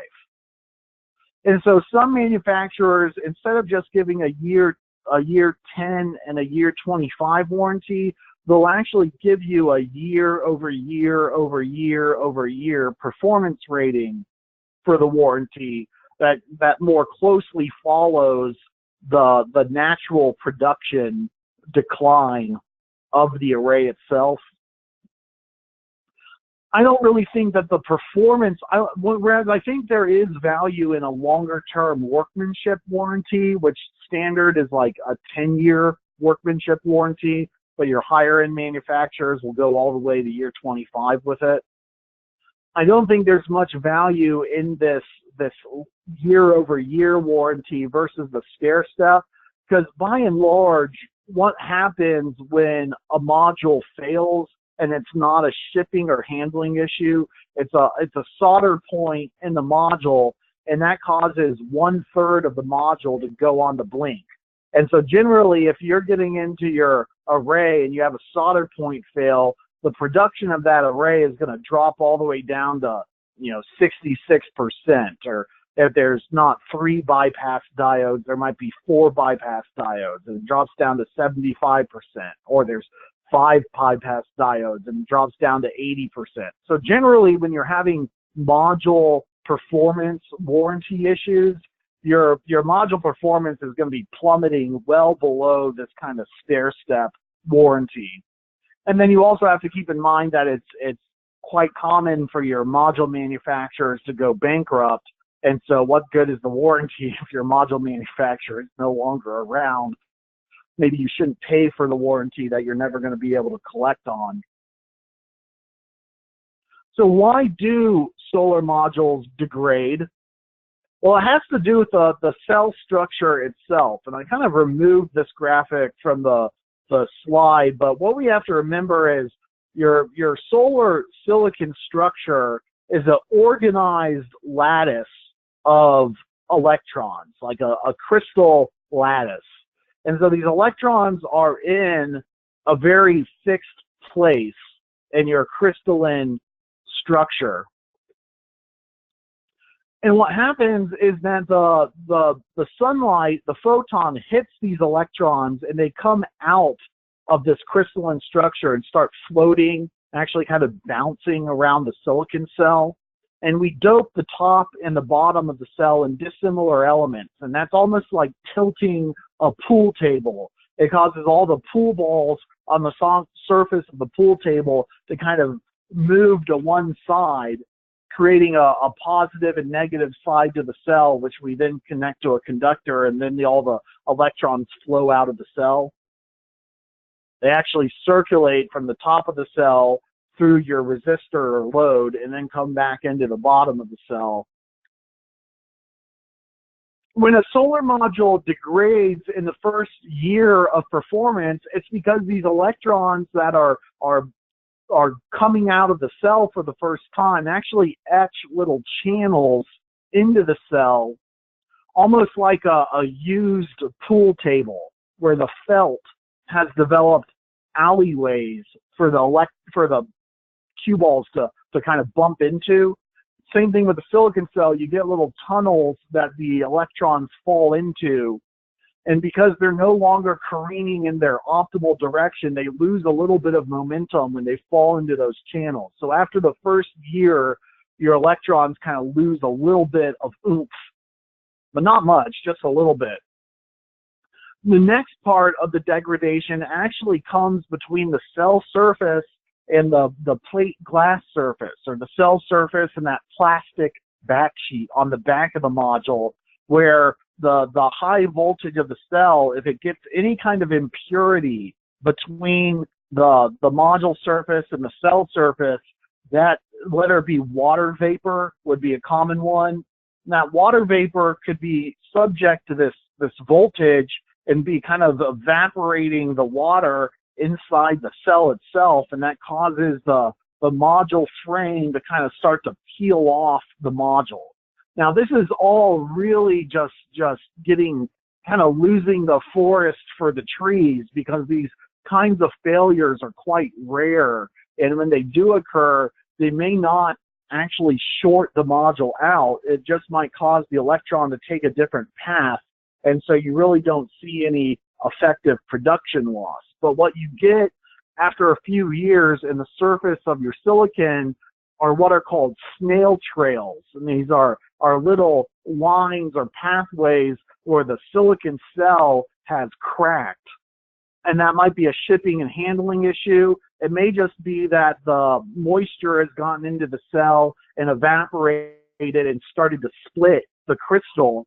And almost like a zipper, a crystalline structure, once it cracks, that crack has the tendency to follow all the way to the edge of the cell.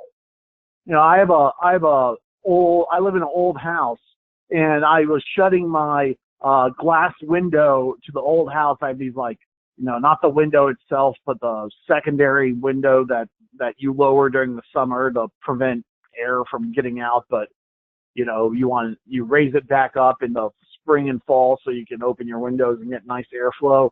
Well, I was shutting this little glass screen, and I slammed it down to the bottom of the frame, and a hairline fracture, you know, struck across from the bottom of the window all the way up to the side. You get these little hairline snail trails in your silicon, and what that is the electrons are trying to jump across this crack, and it's exacerbating the issue and causing the cell to kind of unzip itself until it gets all the way to a conductive pathway, and then it usually stops. It's when this kind of split crosses the conductive pathway and then hits the edge or hits the corner of the module frame and causes the electrons to start to leak out of the module rather than hit these conductive paths that you get into a fault condition. So a lot of modules will have these little snail trails, but it's not enough to trigger any kind of production loss or performance warranty. If you're a real solar nerd, there's a great debate over, is it better to have a glass on glass thin film module that's completely sealed up, or a glass on plastic silicon module that's like the traditional module that is, you know, you could say it's more breathable. On the other hand, you could say it's more exposed to water vapor. So a lot of the thin film manufacturers had trouble keeping their glass on glass modules completely intact and laminated, where if you could form a very tight seal, then no water vapor is getting in there, and you might not have any degradation of your solar cell, and your solar panel could last for, you know, 50, 60, 70 years, provided that nothing touched it. Except that if you do get a little bit of water vapor into that interface, then it peels apart much more quickly. And so here's a snail trail on a thin film panel, and what we can see is that it's the higher voltage of your thin film panel and the more uniform grain boundary of the thin film has created this kind of oddly symmetrical micro crack in the cell. Whereas in polysilicon, where you have less of a uniform grain boundary, it's a little bit more random. You know, what's more common is that on the right is this on the right is where, you know, I've only had like one solar panel that I've sent back because of a popped solder connection or whatever, a snail trail causing a fault or whatever in its field operation. You know, the others, either the 2/3 of the module is working and 1/3 offline right when we commission the array, which means either somewhere in the install or shipping and handling or manufacturer process there was an issue, or more than likely your busted modules look like this, where there's a shipping and handling issue. You know, the FedEx driver takes a turn too fast and the distributor didn't do a good job packing the pallet. Maybe they put a heavy box of metal racking parts on top of the solar panels. You know, it happens, and that's caused the glass to bust rather than anything else. You know, so it's more common to have a shipping and handling issue. Having modules fail because of production issues is very, very rare. Okay, so we've gone through kind of talking about solar panels for a bit. We're going to transition into more of a design discussion, but right now it is 12:40. Central Time. So it's time for our morning break. And so let's take 15 minutes and go on break, and we'll pick back up at 10 till. Let's take a 15-minute break, and then we'll be back to continue our discussion.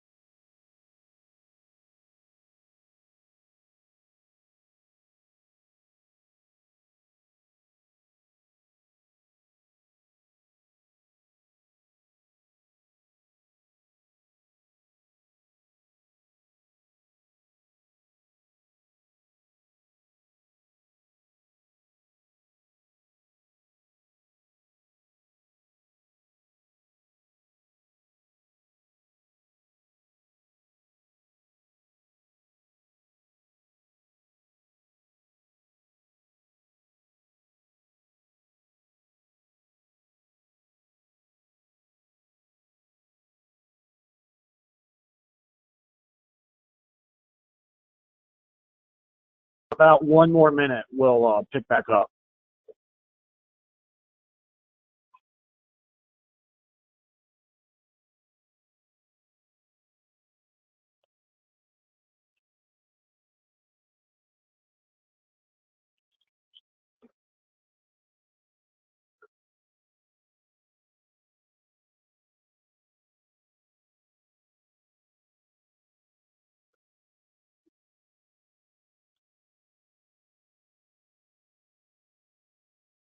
All right, welcome back. I'm gonna now get into talking about how to do the array layout. You know, Mississippi is a tough solar market, but one nice thing about this state is that our rooftops are very basic. So a solar installer loves to see wide open, single story, flat, boring, rectangular roof surfaces that architects aren't too thrilled with aesthetically. Now, I think there's nothing like adding a solar array to a boring roof to really jazz it up, but it can be a little bit more difficult to put solar onto a roof surface that is more broken up in surface. This is actually a Wisconsin rooftop. This was the rooftop of Half Moon's building, and this dimensional sketch was actually created through using Google Earth. And so, you know, so I'm going to pull up Google Earth for a minute. It's a very useful software. And you can do solar from the comfort of your desk. You do want to have a photograph of the roof so that you can kind of get any smudges translated into whether or not they're actually a roof penetration or a smudge. Sometimes I will go over into Google's competitor, Bing, B-I-N-G. It's Microsoft Maps rather than Google Maps, and they have different overhead imagery. But here we can see just on Google Earth, this is a pretty easy to see rooftop, and then sometimes you can get a different image set. So here's their 3D buildings, and you can actually see an updated image set with the rooftop. But Google Earth has a ruler tool. I can't make it any larger than this, so if you can't quite see it, you'll just have to download Google Earth and play around with it. But I can click on one part of the roof and another part of the roof, and I see that this roof surface is about 107 feet long. You do have to be a little bit careful because there could be a overhang beyond the structural wall of the building. You don't really want to count that part of the roof in your structural drawing. You want to have your array to be, at least the array attachments to be within the structural wall of the building. But just with Google Earth, you can just kind of use this ruler tool to kind of get, you know, say how far away from the roof edge is this skylight, how far apart are the skylights from each other, and then a couple other roofing obstructions to kind of evaluate. But the name of the game is pretty simple. You know, it's how many rectangles can you fit into this larger polygon. We'll talk about fire code in a minute, but it's really just, you know, how many modules can you just kind of tile across the rooftop to get your final array layout. And that'll tell you how many modules you can fit onto the rooftop, and then you might make some adjustments for array aesthetics. This is where a solar designer can come in and really optimize the system. You know, these two modules right here, if I was in Mississippi, I might say, okay, we're not going to do 2 modules. That's just not worth my time as a contractor to put 2 additional modules right there. Although, you know, in Wisconsin, you get a bunch of snow on the rooftop. So the last thing I want is a bunch of snow to accumulate in this little cavern area and then get underneath my array and form ice dams. So if this is in Wisconsin, yeah, absolutely, I'm going to try and fill in this gap with as many modules as I can so that the snow stays on top of the array and then makes its way downward rather than getting underneath the array. Eventually, what happened on this project is, you know, again, not this I did in 2011, not as respectful to the rooftop as I should have been. You know, this empty space became a walkway for the construction crew. And so we got a lot of boots just tromping around these skylights. And after the install, the flashing, we didn't go and add new sealant around the flashing of these existing skylights. You know, the solar guy, you know, the mindset is, this is my scope and the skylights aren't, and so I'm walking around them and compromising the integrity of the seal, but I'm not worried about it. And lo and behold, the skylights began to leak. And so, you know, what we eventually did was remove the skylights and, you know, continued the solar array and added, you know, 4 more. You know, what we actually did was took 4 modules from the, here, let me pull up the Google Earth image again. Get my drawing tools all correct. So after the skylights began to leak, come on, pull up. What's going on here? I'm trying to get that image set to reoccur. I don't know. I think I'm having a issue with Google Earth now. Anyway, what we ended up doing was, yeah, my Google Earth is freezing up. We ended up taking some modules off the less opportune side on the back of the array and relocating them and removing the skylights and filling it in with solar, which was an aesthetic improvement too. But the point is with Google Earth, you can sketch out your roof and get appropriate dimensioning, you know, especially if you have a client who's willing to walk around the facility with a cell phone and take pictures. You could completely avoid a site visit before getting out there to do the project. And that's kind of any truck roll that you can prevent doing is going to save you development cost. And obviously we want to get our design practice to the point where we don't need to visit the site before construction, because what about new construction where the building doesn't exist yet? You want to be able to master your solar design ahead of getting to site. Now there's another trick you can do with Google Earth. Let me try and reset my Google Earth here, which is to estimate tree height. You know, if you can estimate your building height and tree height without visiting site, that's very handy. And for that, we still use the ruler tool. So not only does the ruler tool map out mouse clicks, but you can see in this graphic we're measuring out the length of the shadow of this tree. And if we get the length of the shadow of the tree, what Google Earth will also tell us is what day of the year this picture was taken. So this picture was taken on November 24th, 2012. And the length of this shadow of this tree is measured at 80 feet. But we also get the bearing of the line of the ruler tool. So that can be useful for determining what direction the modules are going to face. You know, if we mapped out this line, we might see that the modules are facing kind of south-southeast, or sorry, south-southwest.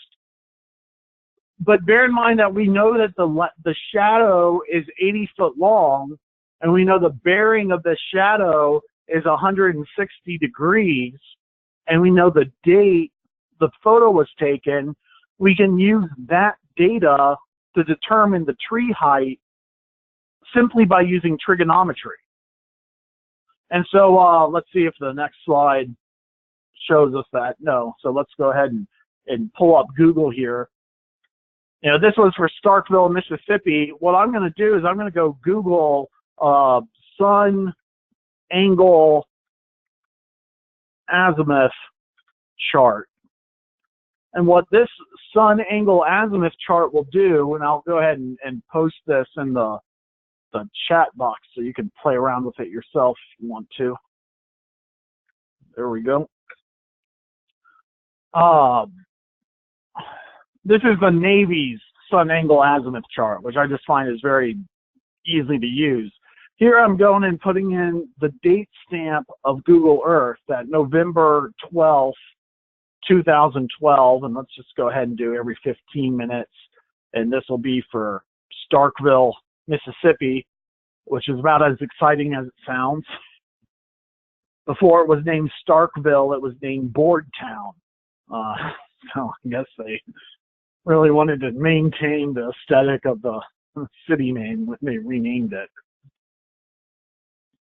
And so here we have a map of on November 12th, 2012, which again is when this particular image was taken.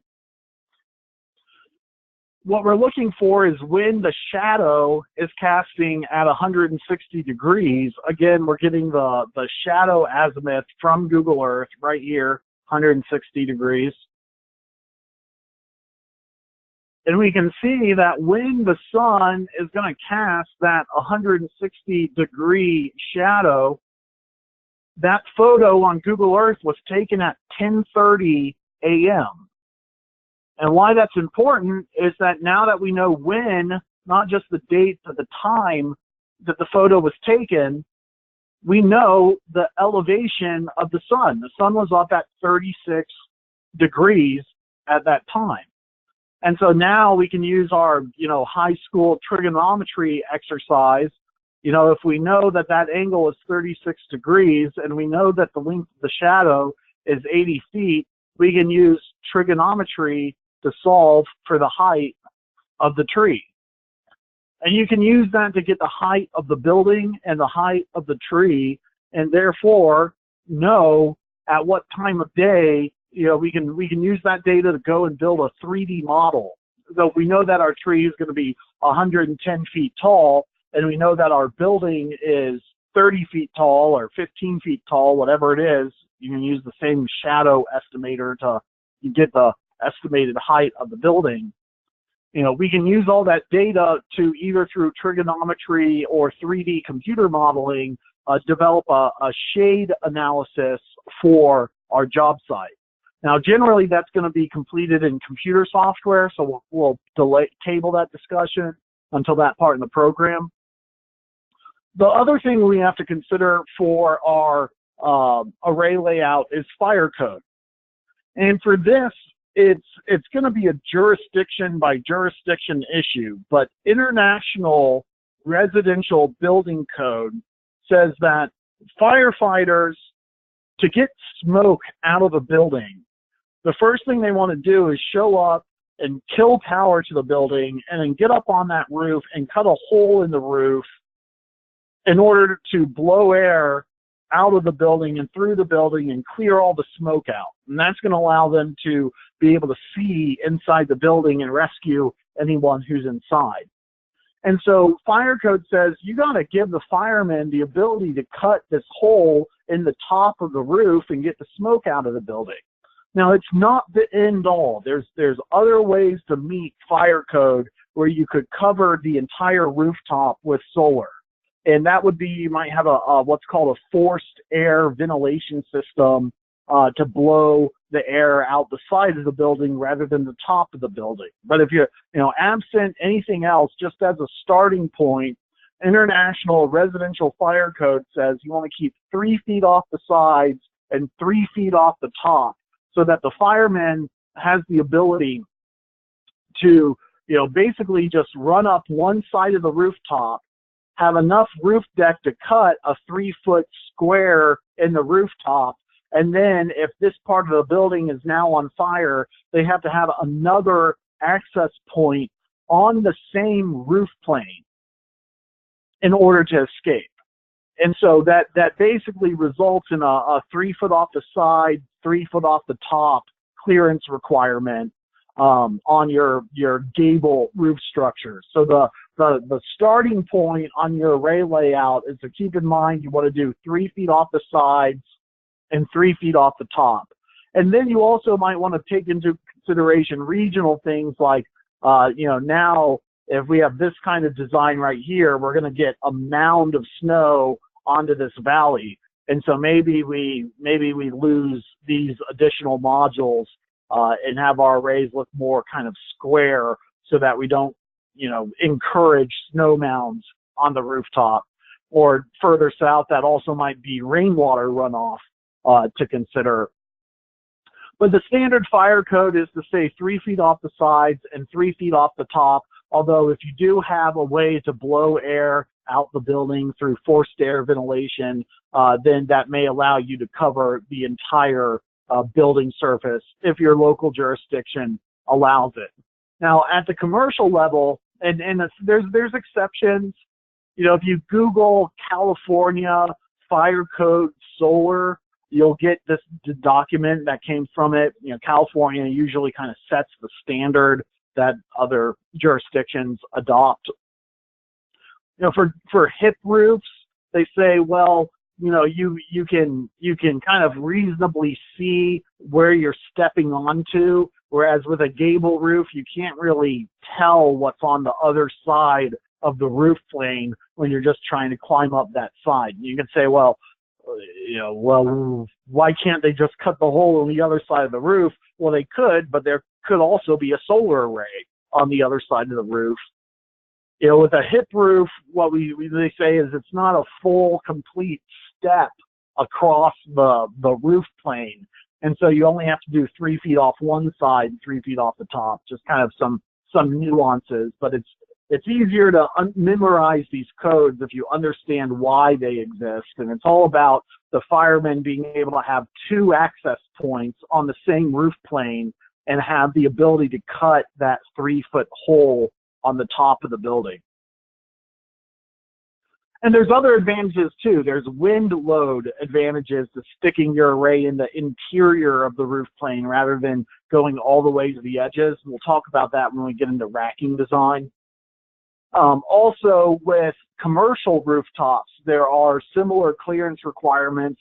Instead of 3 feet off the sides, you have to stay 6 feet off the sides of the building. And generally, the difference is whether or not you have a tilted roof where there's no one going to be on top of it versus a flat roof where you might have service personnel walking around on a regular basis. And so sometimes if you have a residential, say a row home that has a flat roof, you might get the commercial constraints applied to it where they say you have to stay 6 feet off the sides of any flat roof. And that might disqualify a number of row homes from even having solar because the row homes don't have that much roof space to begin with. But it's 6 feet off the sides.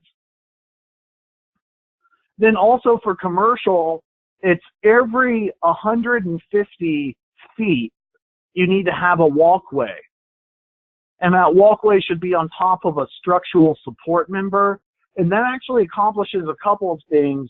Not only is it a good fire safety procedure, but it also limits the thermal expansion of your solar racking.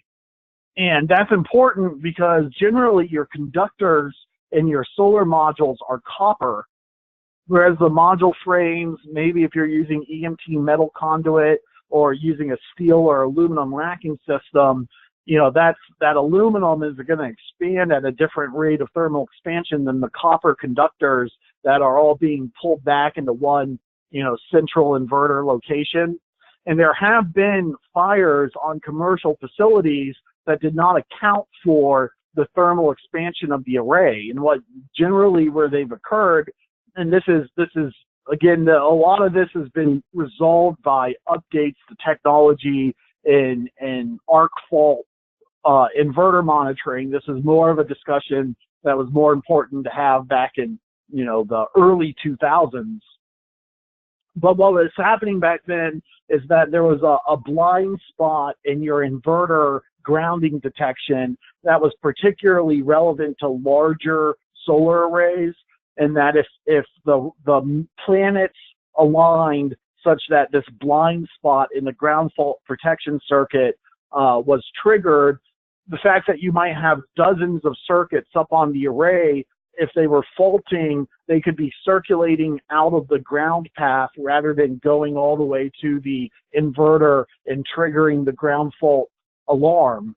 And so there was an issue where the inverters, even though they had grounding protections under a certain kind of ground fault, up on the rooftop, they couldn't see that ground fault.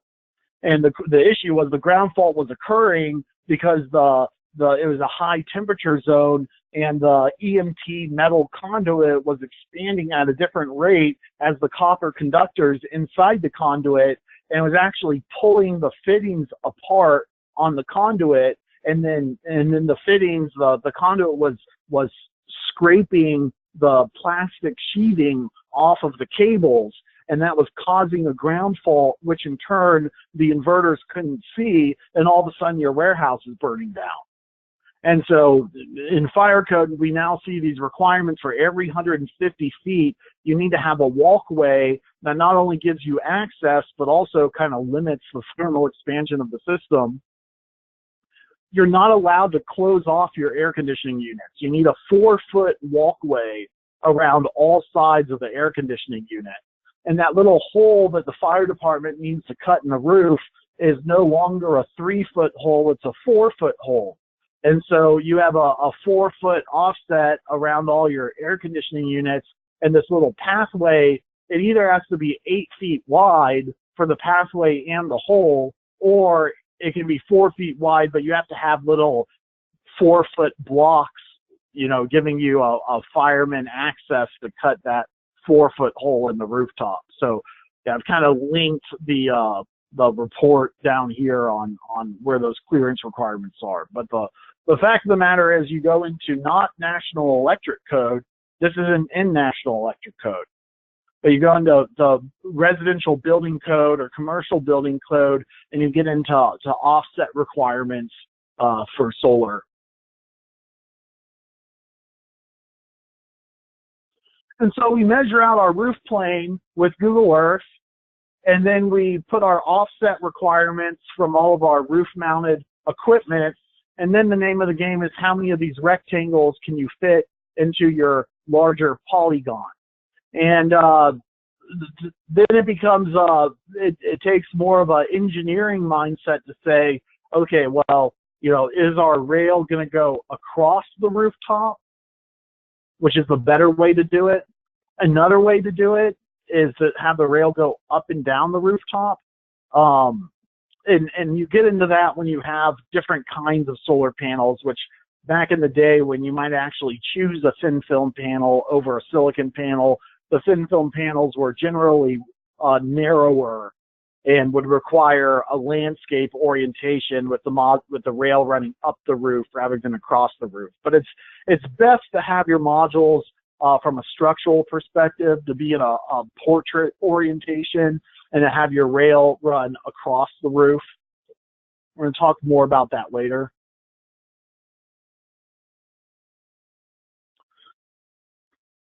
So to kind of get our racking designed, we have to understand what parts we have.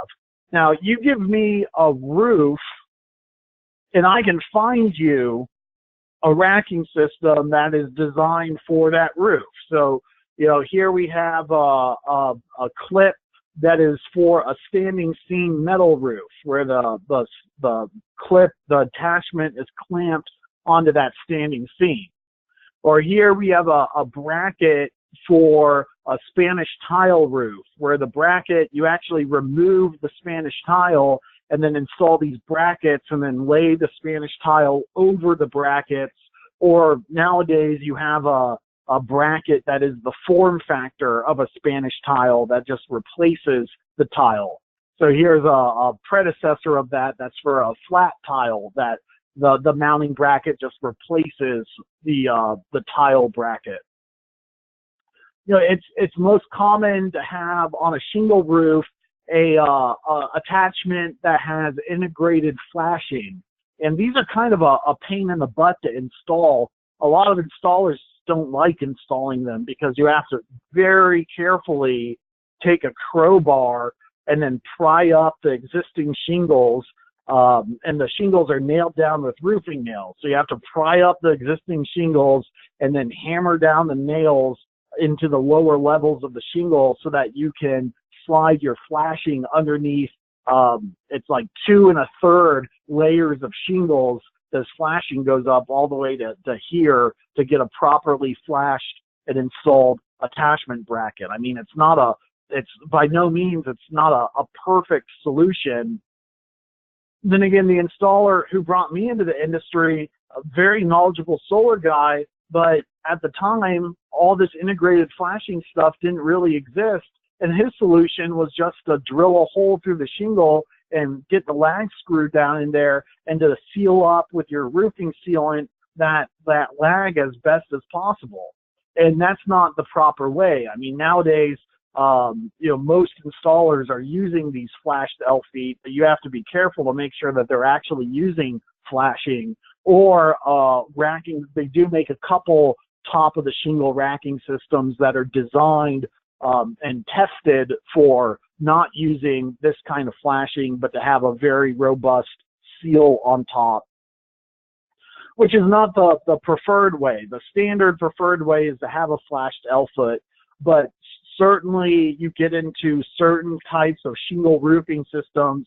The one that I see a lot in Mississippi is if you're doing solar on top of a trailer home, where you might have the cheapest possible shingle system that doesn't even have another layer of shingles underneath the shingle. And at that point, rather than pry up all the shingles from the roof deck and just get down to the decking, you might go for a top of the shingle racking system.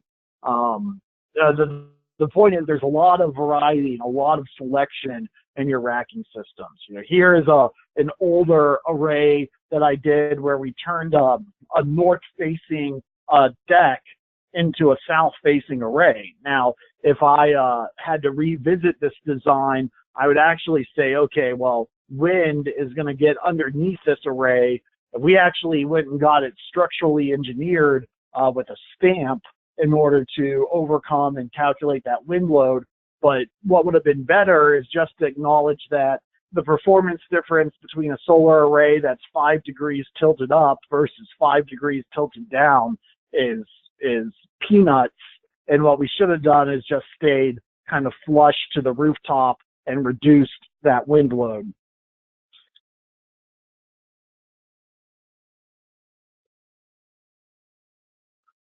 So the basic racking system components are you have your flashed attachments to the rooftop that are typically lag screwed into the rafter.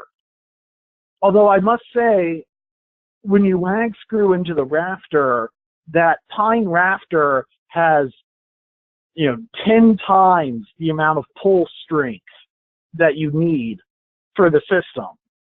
And so generally you're not, you're over-engineering when you're lag screwing into the rafter. The problem with lag screwing into the rafter is if you ever remove these attachments and you remove the lag screw, it leaves a substantial hole in the rafter that needs to be then filled in with structural sealant to get the strength of the rafter back up. So by lag screwing into the rafter, you are not weakening the rafter.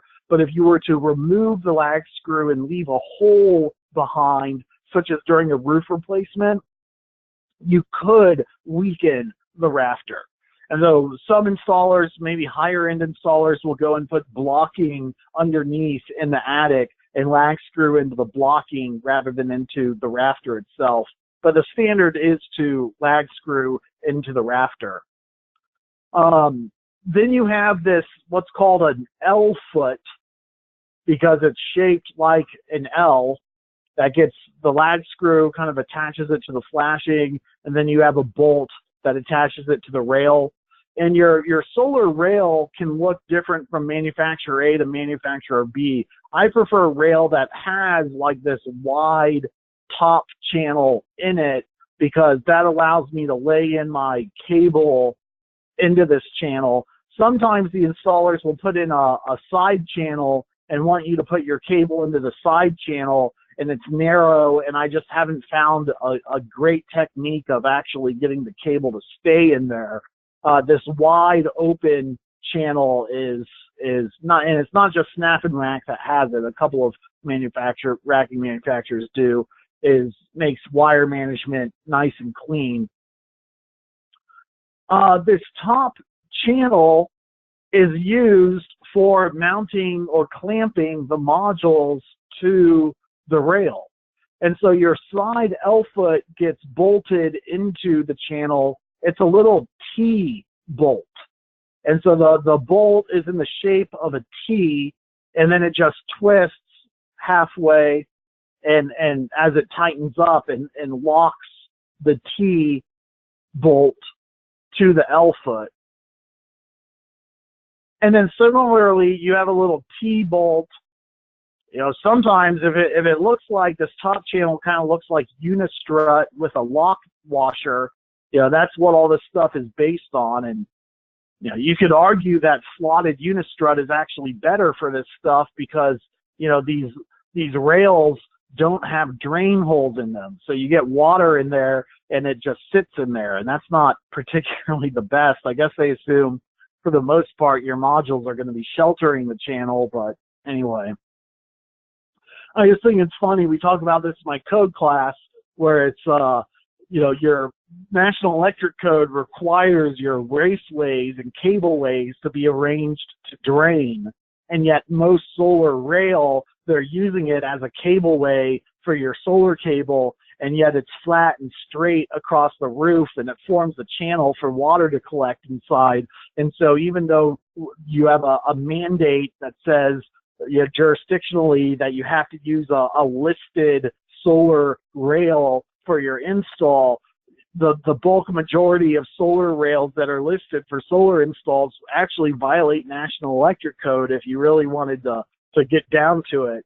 Whereas like slotted unistrut would naturally drain out of that slot. So, you know, it's not always the case that your solar racking is better than just your general construction components. It usually is a little bit more function fitting and maybe a little bit cheaper. But here we have a T-bolt that goes into the top channel, and again, it gets a half twist to kind of lock into the channel. You don't necessarily need this kind of specialty T-bolt. You could just use a regular hex bolt, but the problem with the hex bolt is you have to slide it down the side of the rail. And so it's all these little specialized nuts and bolts that come from your racking manufacturer that just make the install go a lot easier. For example, you might get a flanged serrated nut that would allow you to use a flange serrated nut instead of a lock washer that would you know, help grab onto that L-foot with fewer parts, meaning less fumbling up on the rooftop. I always think it's a good idea to add a couple more of these, particularly the T-bolts, to your balance of system material because they fall off the roof easily, and so it's good to have a few spare ones. But also, and I've since changed up my racking system. I used to use this racking system that used kind of narrow T-bolts, and they would strip, and you can't reuse them when they strip. And so if you run out of T-bolts and you have to run over to Lowe's and replace it with a hex bolt, well, then you have to feed the hex bolt from the side rather than from the top, and it just messes up all your project logistics. So, you know, it's these smaller components, like not necessarily the clips, but the specialized bolts are always good to order just a couple more of. You also commonly will have a grounding washer so that your racking is listed as the ground path, and you'll run a ground lug and ground the rack to your building ground, and then the grounding clips will be listed to ground the modules to the rack. And so you ground the rack and then you ground the modules to the rack. You don't necessarily land a grounding lug in copper on every module.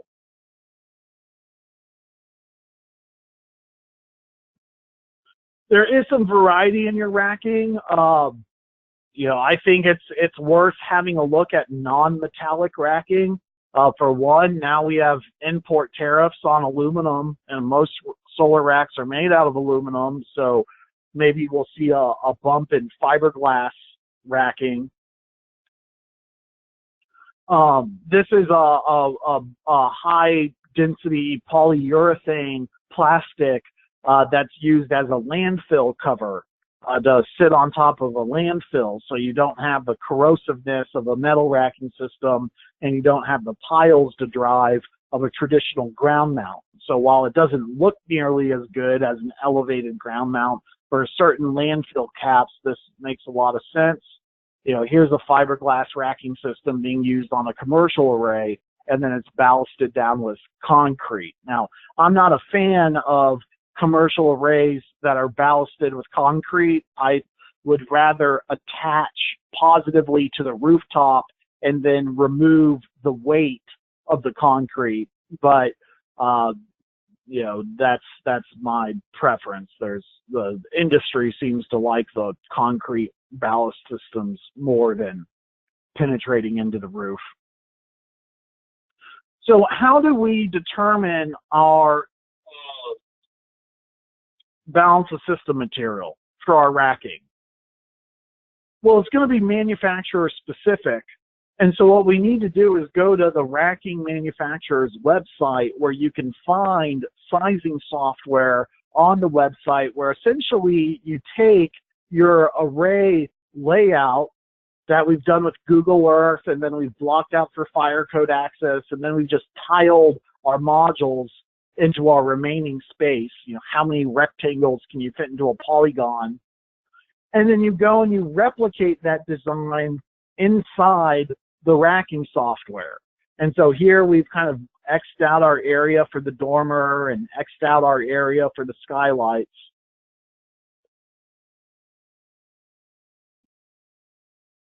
And every racking software from the manufacturer will ask you site questions like, what is the wind speed of your area? What is the snow load of your area? What is the exposure category of the area? So how much loading is going to be on the array? And from that, it will spec out its racking based on the stresses on the module plane and on the individual points of those attachments. Now, sometimes you can overlook the fact that a lot of this stuff is being done without the guidance of a structural engineer. And while the racking manufacturer may be providing you with a structural stamp for their racking, they don't know anything about your building structure. And so this is a good case in point. I was doing Half Moon's design, and I went to go spec out my rack, and the racking manufacturer said, oh man, you're going to love our brand new XR1000 racking system because it's super robust and very thick gauge. And what that means is the span between our attachments is every 10 feet. And so, you know, fewer attachments means fewer roof leaks, quicker install times. You're going to love it. Well, you know, he was a little surprised when I came back and said, well, actually, my structural engineer is telling me my attachments need to be every 2 foot on center. And so what I wanted was not the extra robust, super thick, fewer attachment rail. I wanted their old system, which was a thin gauge rail, less weight, but what that meant is that I had less span between my attachments. And the racking manufacturer is like, you got to be kidding me. I've never heard of a 2 foot on center attachment point. Well, it turns out that on a lot of cheap thin gauge metal roofs, they've just been built barely to spec.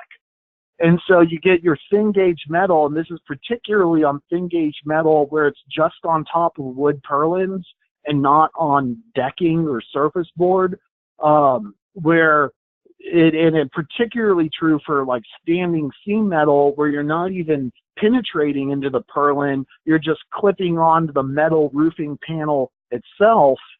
The weakness becomes how the panel is then attached to the purlin, or how the metal roof is attached to the purlin. So like when you give up that lag screw going into the pine rafter and you do a less robust attachment. And that might be going into the surface board rather than into the rafter. It may be clipping onto the metal rather than lag screwing through the metal into the support structure underneath. You might find that you have to increase the number of penetrations. And, that racking manufacturer, while they were providing a structural stamp on their racking, they weren't providing a structural stamp on the project. So who am I going to listen to? The structural engineer of the building or the structural engineer of the racking system? I'm going to go and select out this cheaper rail. Now, in your rail, you will get based on your wind speed, based on your snow load, based on your exposure category, and based on the racking system itself, you will get your allowable span between attachments.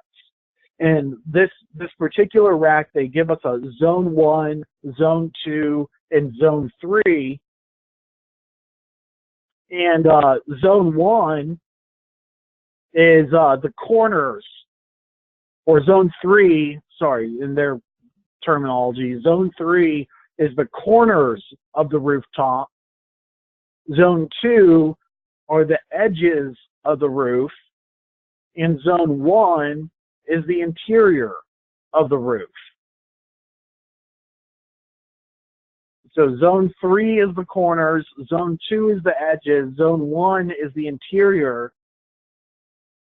And what we see here is that in zone 3, our spans are less than zone 2 and zone 1. And what that is telling us is that in the corners of your roof, you get a higher wind zone, higher wind speeds, more force on the attachments than you do in the interior of the rooftop.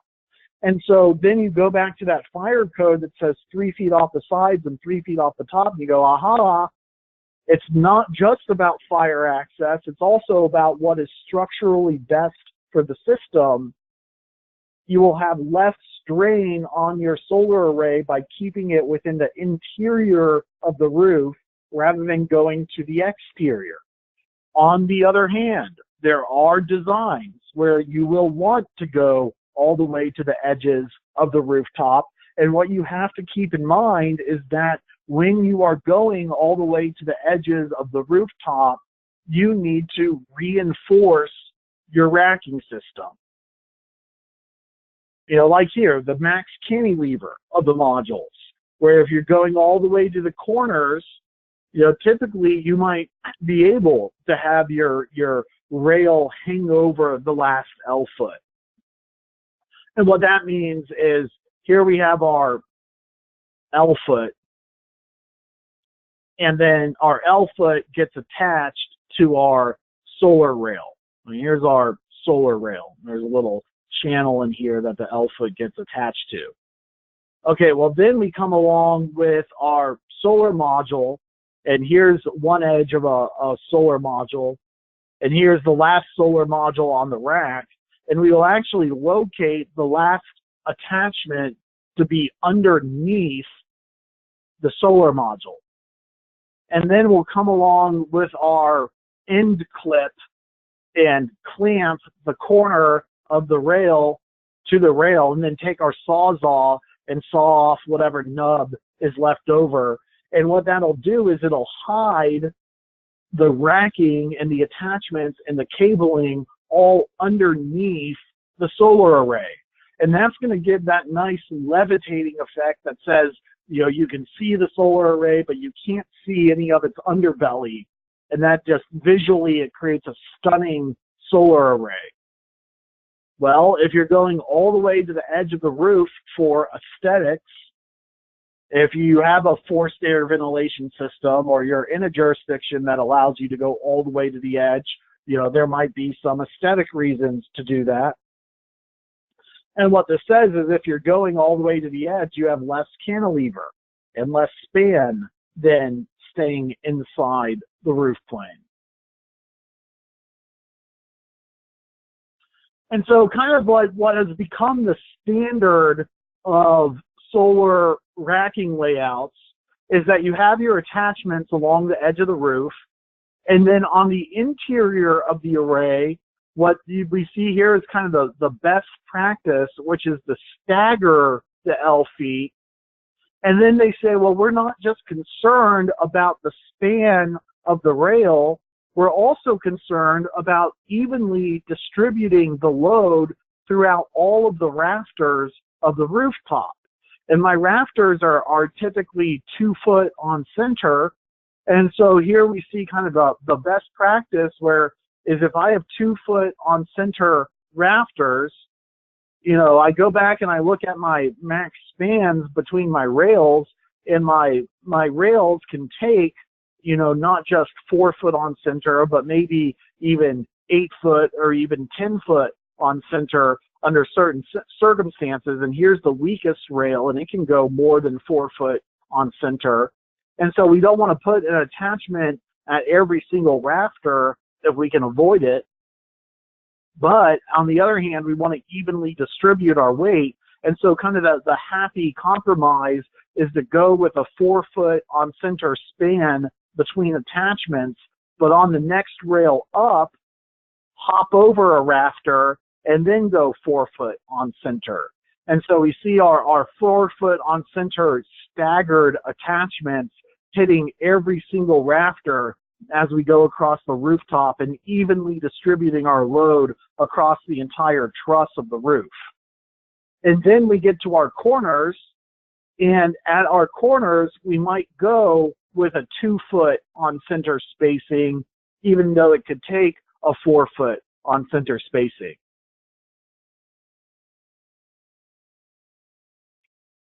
We're going to continue this discussion in a minute. Okay, so we talked about this roof zone. This slide probably should have come a couple slides earlier. I like using one racking company called Iron Ridge, and sometimes I don't actually use their racking because I like another racking manufacturer's design better. But what I really like about Iron Ridge's configurator is they actually go and calculate the downforce and the uplift and the lateral loads on each attachment point. And so I might go and do my design in their configurator and then swap over to a different racking system for procurement. They probably don't like me saying that, but you know, their engineering data, you know, not all racking companies will provide this at the residential level, and Iron Ridge does. So they definitely get kudos for that. So what we can see in Zone 1, Zone 2, and Zone 3 is that the dead weight of the array and the downward force on each attachment is going to be the same. But the wind speed, which is more about getting underneath the array and lifting it upwards, like in a tornado where you see the roof fly off the top of the house, that's an uplift force. We see that in Zone 3, the corners of the roof, the uplift force can be 3 times the amount of in Zone 1, which is the interior of the array. And we're going to come back to this later. So we see in Zone 1 an uplift force of attach per point per attachment of being 100 pounds pull strength, versus in Zone 3, our lag screw would need to have a 300-pound pull strength. So we're going to come back to that. And then we get the total weight, the total distributed load, the total distributed weight. And so kind of our best practices is we go and do our array layout, and then we go and see where they've located the attachments, and you want to specify a staggered attachment. Particularly if your crew is experienced. If you have an inexperienced crew, it may be just best to keep your 4 foot on center and then maybe go and do some blocking inside the attic. It really doesn't take that much time to brace the inside of the roof with some additional 2x4s. You know, sometimes I have a racking system where if I have wood purlins rather than rafters that I'm attaching to, depending on the spacing of the purlin, I might have a shared rail, or instead of having 4 rails here, it's getting a little messy, but instead of having 4 rails here, I'll have 3 rails, and it'll be like a center rail that is shared between the top row and the bottom row of modules. And that's really when, you know, if I have a purlin layout underneath the roof, and so I have to go, because of the spacing between purlins, to do this shared rail system, that's when I'm going into the roof and then blocking the attic where that shared rail is going to be. Well, here I have my standard 4-foot on center staggered feet, and then I get to the bottom row, and see up here I've gone 2 foot on center, so my next row down I'm 4 foot on center, the next row down on 2 foot on center, and the bottom row I'm on 4 foot on center. Well, I might just go and add an additional attachment at the bottom to just give that corner of the array some additional reinforcement. And then on top of that, if I'm in an area of heavy snow, on the bottom rail, I'm going to want to go in and do a 2-foot on center attachment all the way across the bottom, because when you get snow sliding off the module, or even just sitting on top of the array, you know, here's our attachments, you know, our force load diagram, where actually if you have dead weight sitting on top of the solar module, you're going to get more load on this bottom attachment than you are on the top of the attachment. And so in areas like upstate New York, where you get into very heavy snow loads, you can actually find solar arrays whose bottom rail has crushed through the decking because they didn't go and better distribute the weight of that snow across the rail. So the solar rack is all in one piece. It's just now 1 inch crushed through the bottom of your roof deck. And so if you had better distributed that weight, that wouldn't have happened. And so for all of those reasons, you get into, hey, if I have the choice between fewer penetrations and more penetrations, I'm going to go with the thinner gauge racking that's less costly than the thicker gauge racking, and I'm going to spend my money on buying more attachments rather than going with the thicker gauge racking and buying fewer attachments. And that's a bit counterintuitive, because if I'm an amateur solar installer, I'll go to the building owner and I'll say, hey, guess what? We're not going to poke a single hole into your rooftop. And that sounds really good to the building owner. Great, I don't need to worry about roof leaks. But there are problems associated with the additional weight required for non-penetrating solar arrays, or using arrays with fewer penetrations rather than more penetrations. You know, solar is not the only thing that pokes a hole in a roof. A chimney, a pipe vent, you know, oven vent, a heat vent, a drain vent, all of these things poke holes in rooftops, and that hasn't prevented those scopes from coming to market. You know, similarly, solar does poke a hole in the rooftop. What's important is that that hole is made by a competent tradesman and not by someone who knows nothing about roofing. And if that person is avoiding making those penetrations because they don't know anything about roofing and they're skipping over the structural engineering stamp, you know, that's when mistakes get made.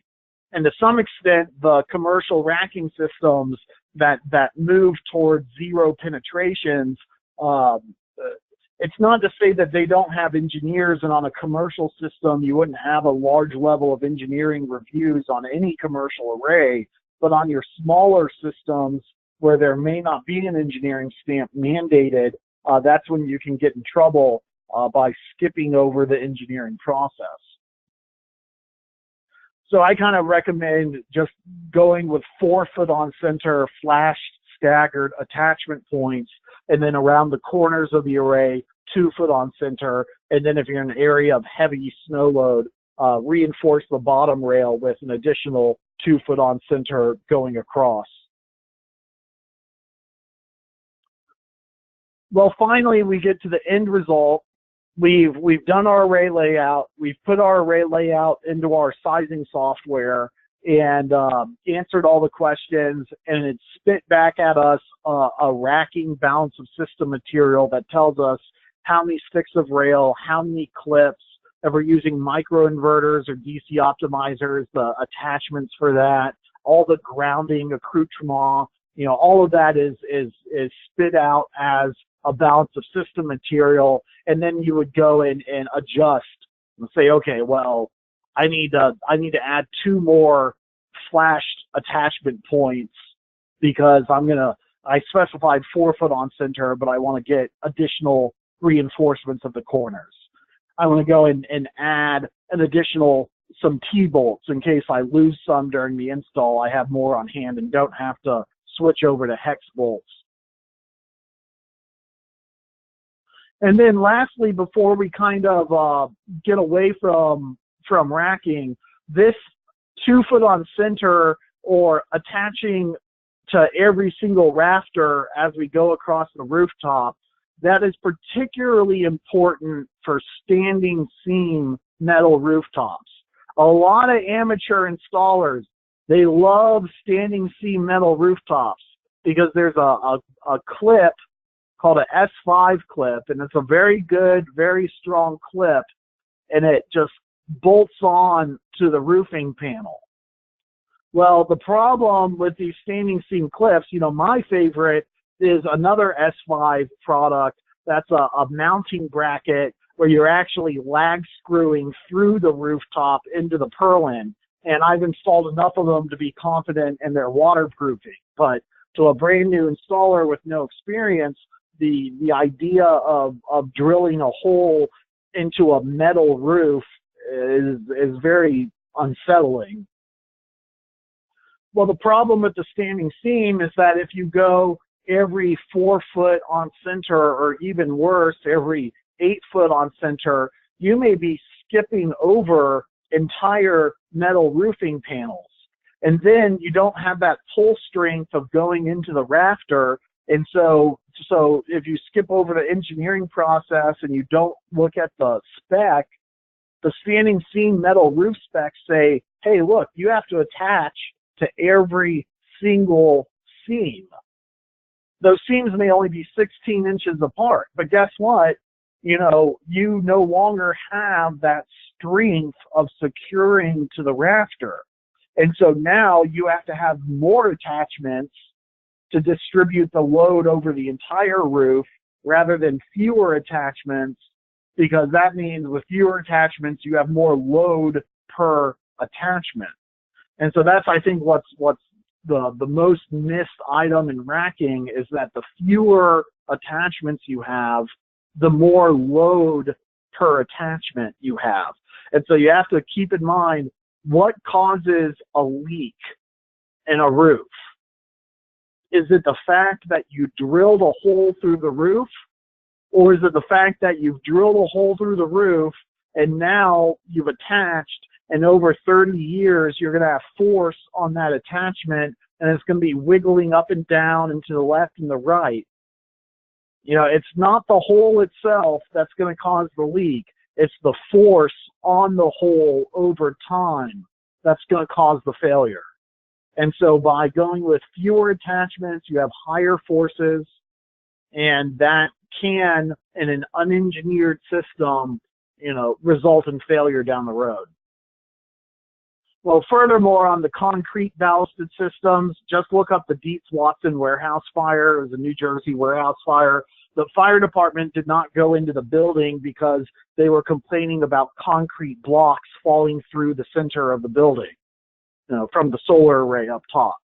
And so anything I can do to remove loose concrete blocks from the roof of a building is a good idea.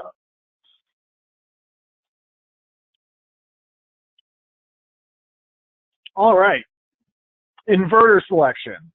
So now we know how to do an array layout. We know how to do a racking bill of material.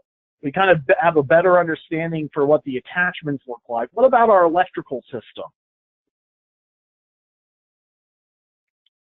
You know, this is a system called microinverters. And microinverters are very good for do-it-yourselfers. If you don't have hardly any construction know-how, but you're an engineer, so for better or worse, you have the confidence to do it yourself, maybe not the true workmanship ability, microinverters are going to be the way to go because they're very simple. They're very plug and play. You know, you're bolting a box behind every single module, you plug the modules in, and then you just go and land the microinverter on your breaker plant panel, and you're done with that part of the system. So microinverters I will commonly use for first-time installers because they're just so simple. Now, the problem with microinverters is there's a few. The main one is when you're buying a whole bunch of inverters instead of one single inverter on the side of your building, buying a whole bunch of inverters is going to drive up your cost. And so the main problem with microinverters is cost. The second problem, which is not insignificant, is that when you cover the microinverter with the solar panel and then a microinverter fails, you got to get back up on the roof and start taking the system apart to get to the failure point. And that is incredibly annoying and not cost effective at all because you're spending hours to take the array apart and put it back together to service a $90 item.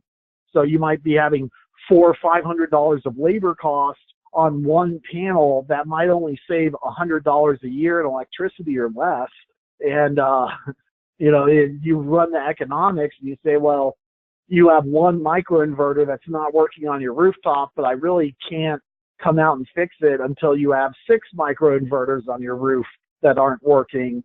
And the last thing a customer wants to hear is that their array is not 100% functional. So there's some maintenance issues associated with microinverters. There's some cost issues associated with microinverters, but they are very good for do-it-yourselfers. And I have no problem recommending microinverters for first-time installers. But once you're experienced, you say, well, I don't want the maintenance, I don't want the costs associated with microinverters. Now, the original solution was just to have one inverter for the entire system.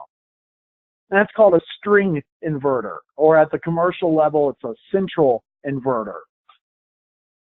And the early string inverters had a problem in that a little bit of shade on a panel would reduce the power output of the entire circuit. Well, okay, I mean, what can you do?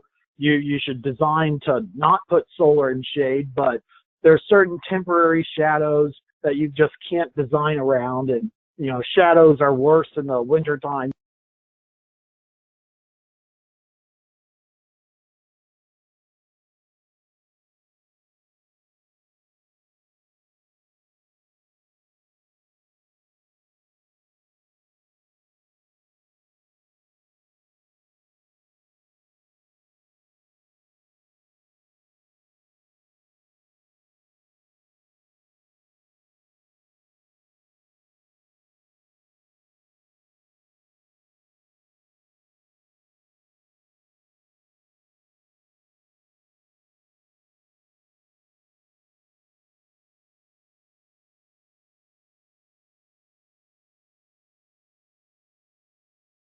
Hi, JR, if you can hear me, I believe we lost your audio, just so you're aware.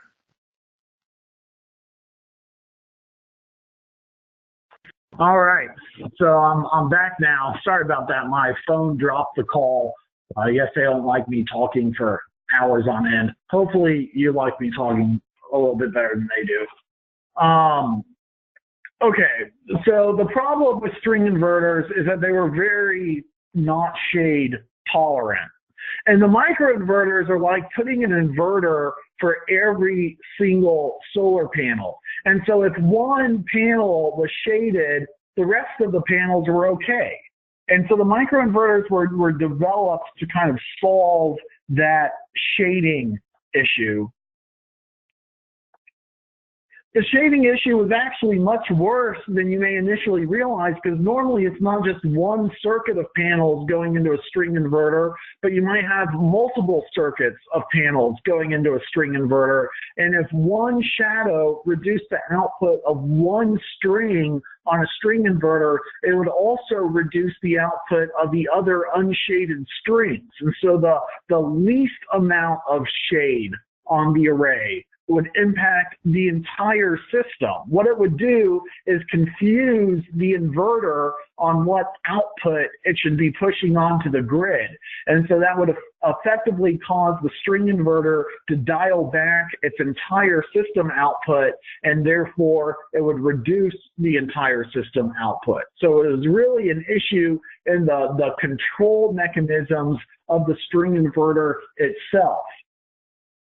This is no longer an issue on your higher end string inverters, because what the manufacturers of your higher end string inverters have done is they've increased the cost of the string inverter, but they've effectively put in more components so that each circuit hitting that one single inverter are tracked independently of each other. It's called multi-power point tracking. And the old school string inverters only used to have one power point tracker. Microinverters have one power point tracker per module, but now your higher end string inverters have enough for one per circuit. And so generally when you have shade on an array, you're not just having one panel shaded. It's like a chimney will shade 2 or 3 panels, maybe 4, and your circuit might be 11 panels. You know, a tree line in the wintertime may shade the bottom row of panels. And so it's rare just to have a tiny shadow on one solar panel. It's more common to have, 4 or maybe one circuit shaded, and the issue was how it impacted the other non-shaded circuits. Or likewise, circuits facing different directions because they're on different roof planes. And so it used to be that your old school string inverters were not shade tolerant. And what many in the solar industry don't realize is that the string inverters have gotten better about handling shade. Still, they're not going to be as good as microinverters. And so if you have a site that has shade on it on a daily basis, such as, you might have a big roof plane right here, but then you have a giant chimney that's just going to cast a sundial-like shadow across the array surface every single day, that would be a good reason to go with microinverters over string inverters. Now, a new solution came to market in like 2011, 2012, called DC optimizers. And it's rapidly become the #1 rooftop architecture. What the DC optimizer company, SolarEdge, and they really just invented this product out of nowhere. I mean, it was very smart of them. And as soon as Enphase came and started taking on market share, SolarEdge came and just really punched them in the gut in terms of stealing all their momentum, and almost put Enphase out of business. Now, Enphase is stuck around, but SolarEdge is definitely the preferred residential inverter system. I actually don't like them. I mean, we'll get into why. I install more SolarEdge than anyone else, so it's not, I say I don't like them. It's more of wishful thinking because they still have a very good value. But what they've said is, look, the microinverters are expensive, and having one string inverter instead of a whole bunch of microinverters is less expensive. But even so, we like the individual power point tracking of each individual microinverter. And so instead of doing a full AC, a full DC to AC conversion on the rooftop, we're going to do a DC to DC voltage regulation on the rooftop for every single module. But then we're going to hold off on our DC to AC inversion and still do it on one central point in the system. And so they take, half of the cost of microinverters and bring it closer to the single string inverter. And what that means is that, two things. One, the cost of the DC optimizer system is less than that of the microinverter system, but also the failure point of the microinverters is still there up on the rooftop, but there's fewer parts to fail. And so you don't have nearly the maintenance issues on DC optimizer systems as you do on microinverter systems. You still do. There's still more than string inverters, but the DC optimizer system is the happy compromise between the two. And that also brings into the reason why I don't like even the DC optimizers. I really don't like the microinverters. It only takes a couple of microinverters to fail on you and to have, a customer where they're unhappy that their array is not at 100%. At the same time, it's just not cost effective to go and fix it. And so it just puts, you're setting yourself up for trouble. The DC optimizer system is the same way. It's like, I just don't want to run the risk of putting these $40 or $50 parts that if they fail, it takes the whole module offline, and we're putting them on an inaccessible, very cumbersome part of the building to service. It's just not good. I like the string inverter with no parts to fail up on the rooftop, giving you that kind of solar is bulletproof mentality. But there's another problem. It's not just about the shaded versus unshaded performance. It has everything to do with fire safety. Firemen, they don't like the idea of there being a fire and there still being an uninterruptible source of on-site power that can be generating power during the day and arcing electricity into the building when they're trying to swing an axe through a wall and save people. Now, I think the structural considerations of solar got lost in that whole debate. I really haven't come across firemen who look at solar and say, oh, we love it because it strengthens the roof. And I think that's true. I think they just don't know it. But what firemen are concerned about is de-energizing the array during an emergency. And solar does not have an off switch. And so as soon as microinverters hit the market, the firemen started really liking them because as soon as the grid goes out, the inverter goes offline per safety mechanisms.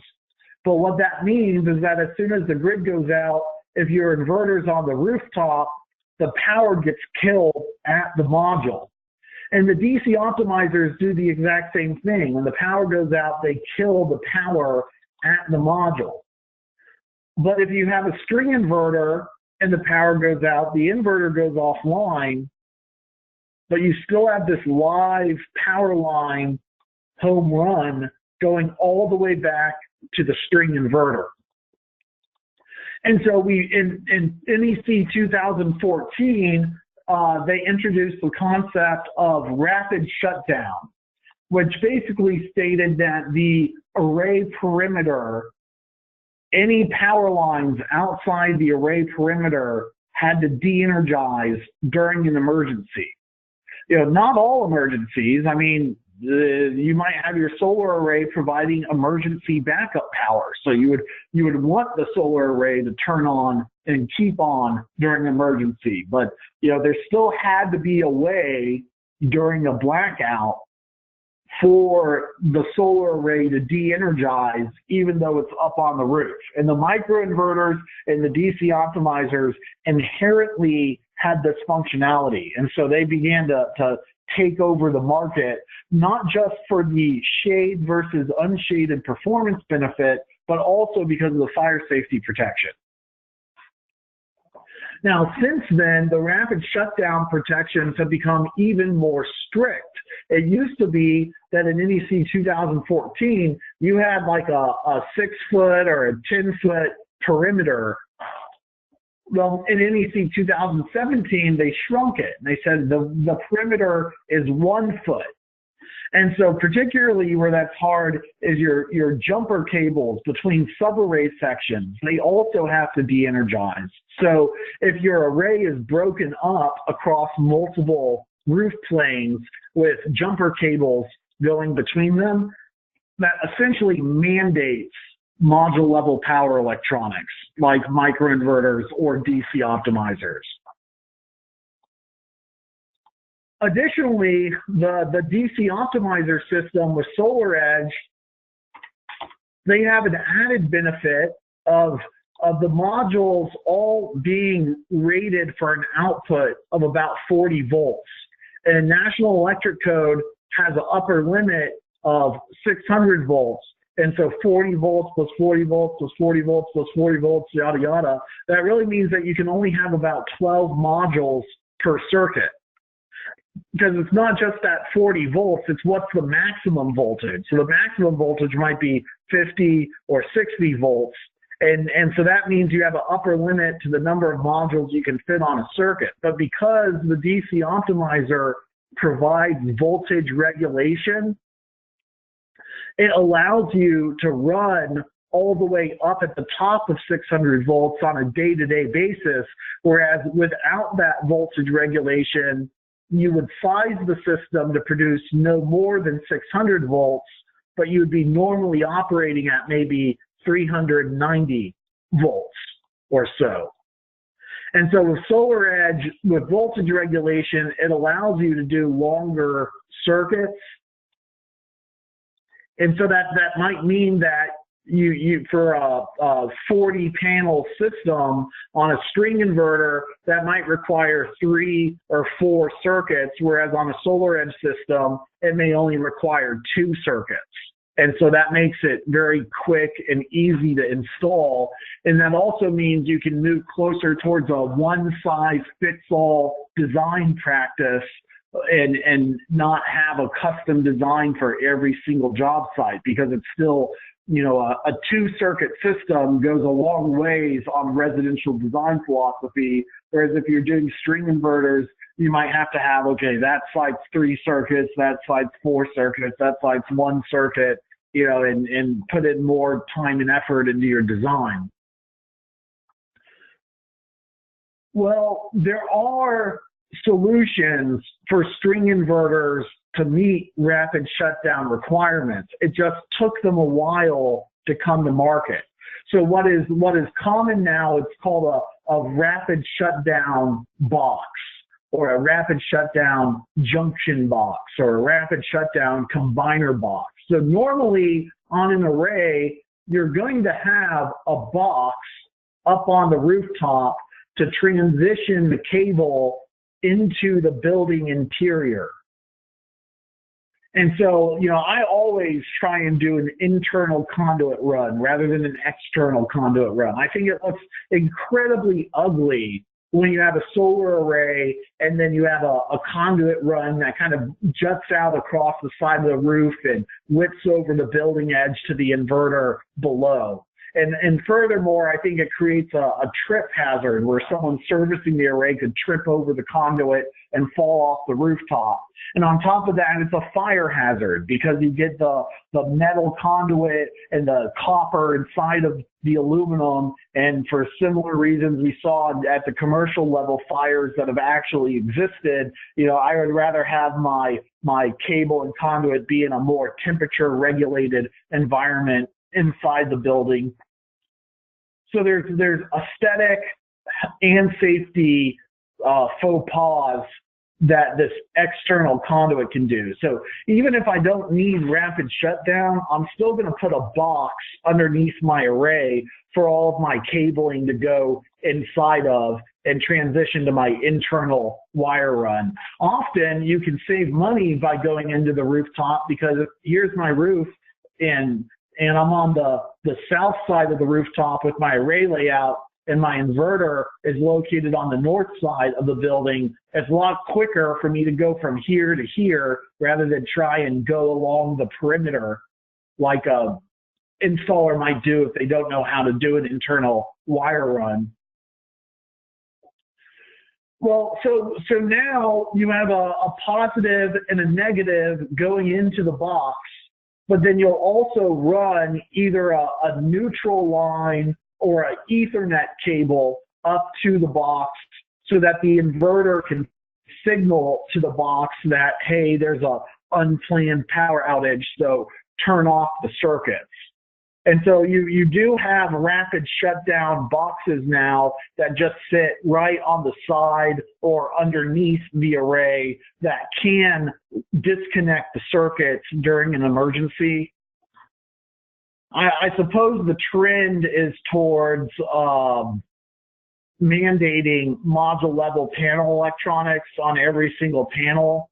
I do not think that's a good idea, because like SMA, a string inverter manufacturer, back in 2014, the argument fell on deaf ears, but it says, look, by mandating module level panel electronics, you're requiring additional maintenance to be performed on the most dangerous part of the building. And so in the name of safety, you're increasing the exposure to safety hazards. The National Electric Code kind of chose differently, and they chose to make rapid shutdown more harsh. And right now it's kind of undetermined if in later editions of code they're going to require module level panel electronics. Some jurisdictions up in the Northeast have already required module level panel electronics, which I think is a step backwards, but I don't really do much installs down there, so I got other battles to fight. But at the end of the day, what we're doing is putting a junction box, or actually, what I do nowadays is I just run conduit through a roof jack, like a flashing that goes around a plumbing vent, and then I'll spec out my roof jack and connector so that in a code compliant fashion, I can kind of avoid the box altogether, because I'm not really doing any splicing inside that box. Although if I was using a string inverter, it would have to be a rapid shutdown compliant box. But basically, no matter how you cut it, you're putting a box on the rooftop and then hiding it underneath the array along with your racking and home run cables, and then going into the rooftop with it. And what that does is it makes this nice, pretty kind of hovering effect for your solar array. All right, we're at the end of our program. We have one question. For a string inverter, do you need one rapid shutdown box per circuit? And the answer is no, you don't, but you might need one rapid shutdown box per subarray. And so this would be a 2-circuit or 3-circuit array, but there's no individual section. Same here. This might be a 7-circuit array, but there's no individual sections. But what rapid shutdown now says is that anything outside a 1-foot perimeter needs to de-energize. And so if I have a subarray here and a subarray here, even if they're on the same roof plane and they're only 4 feet apart, like I'm jutting across a skylight or something like that, or a split level rooftop, and there's just a little 4-foot width from the top section to the bottom section. That little width is now outside of the array perimeter, and that width has to de-energize. And so in the spirit of keeping it simple, a lot of installers just said, I'm not gonna deal with any of this. I'm just gonna go to the SolarEdge platform, because then I don't need to worry about it. And that inserts a little bit more cost into the system. There are some benefits it takes, but it's not always absolutely necessary. So we're gonna talk about more of those nuances when we pick back up tomorrow. But for the time being, we're out of time. And so I'm going to pass it back off to Half Moon, and we'll pick up our inverter discussion tomorrow. Thanks, JR. I want to remind everyone to take the quiz after the webinar ends if you need continuing education credit for this webinar. Certificates will be emailed in PDF form, and if you have any remaining questions, you can reply back to any emails you have received regarding this seminar or call into our office. Thanks again, Mr. Cromer, for the presentation, and thank you to everyone in attendance. Here's your quiz.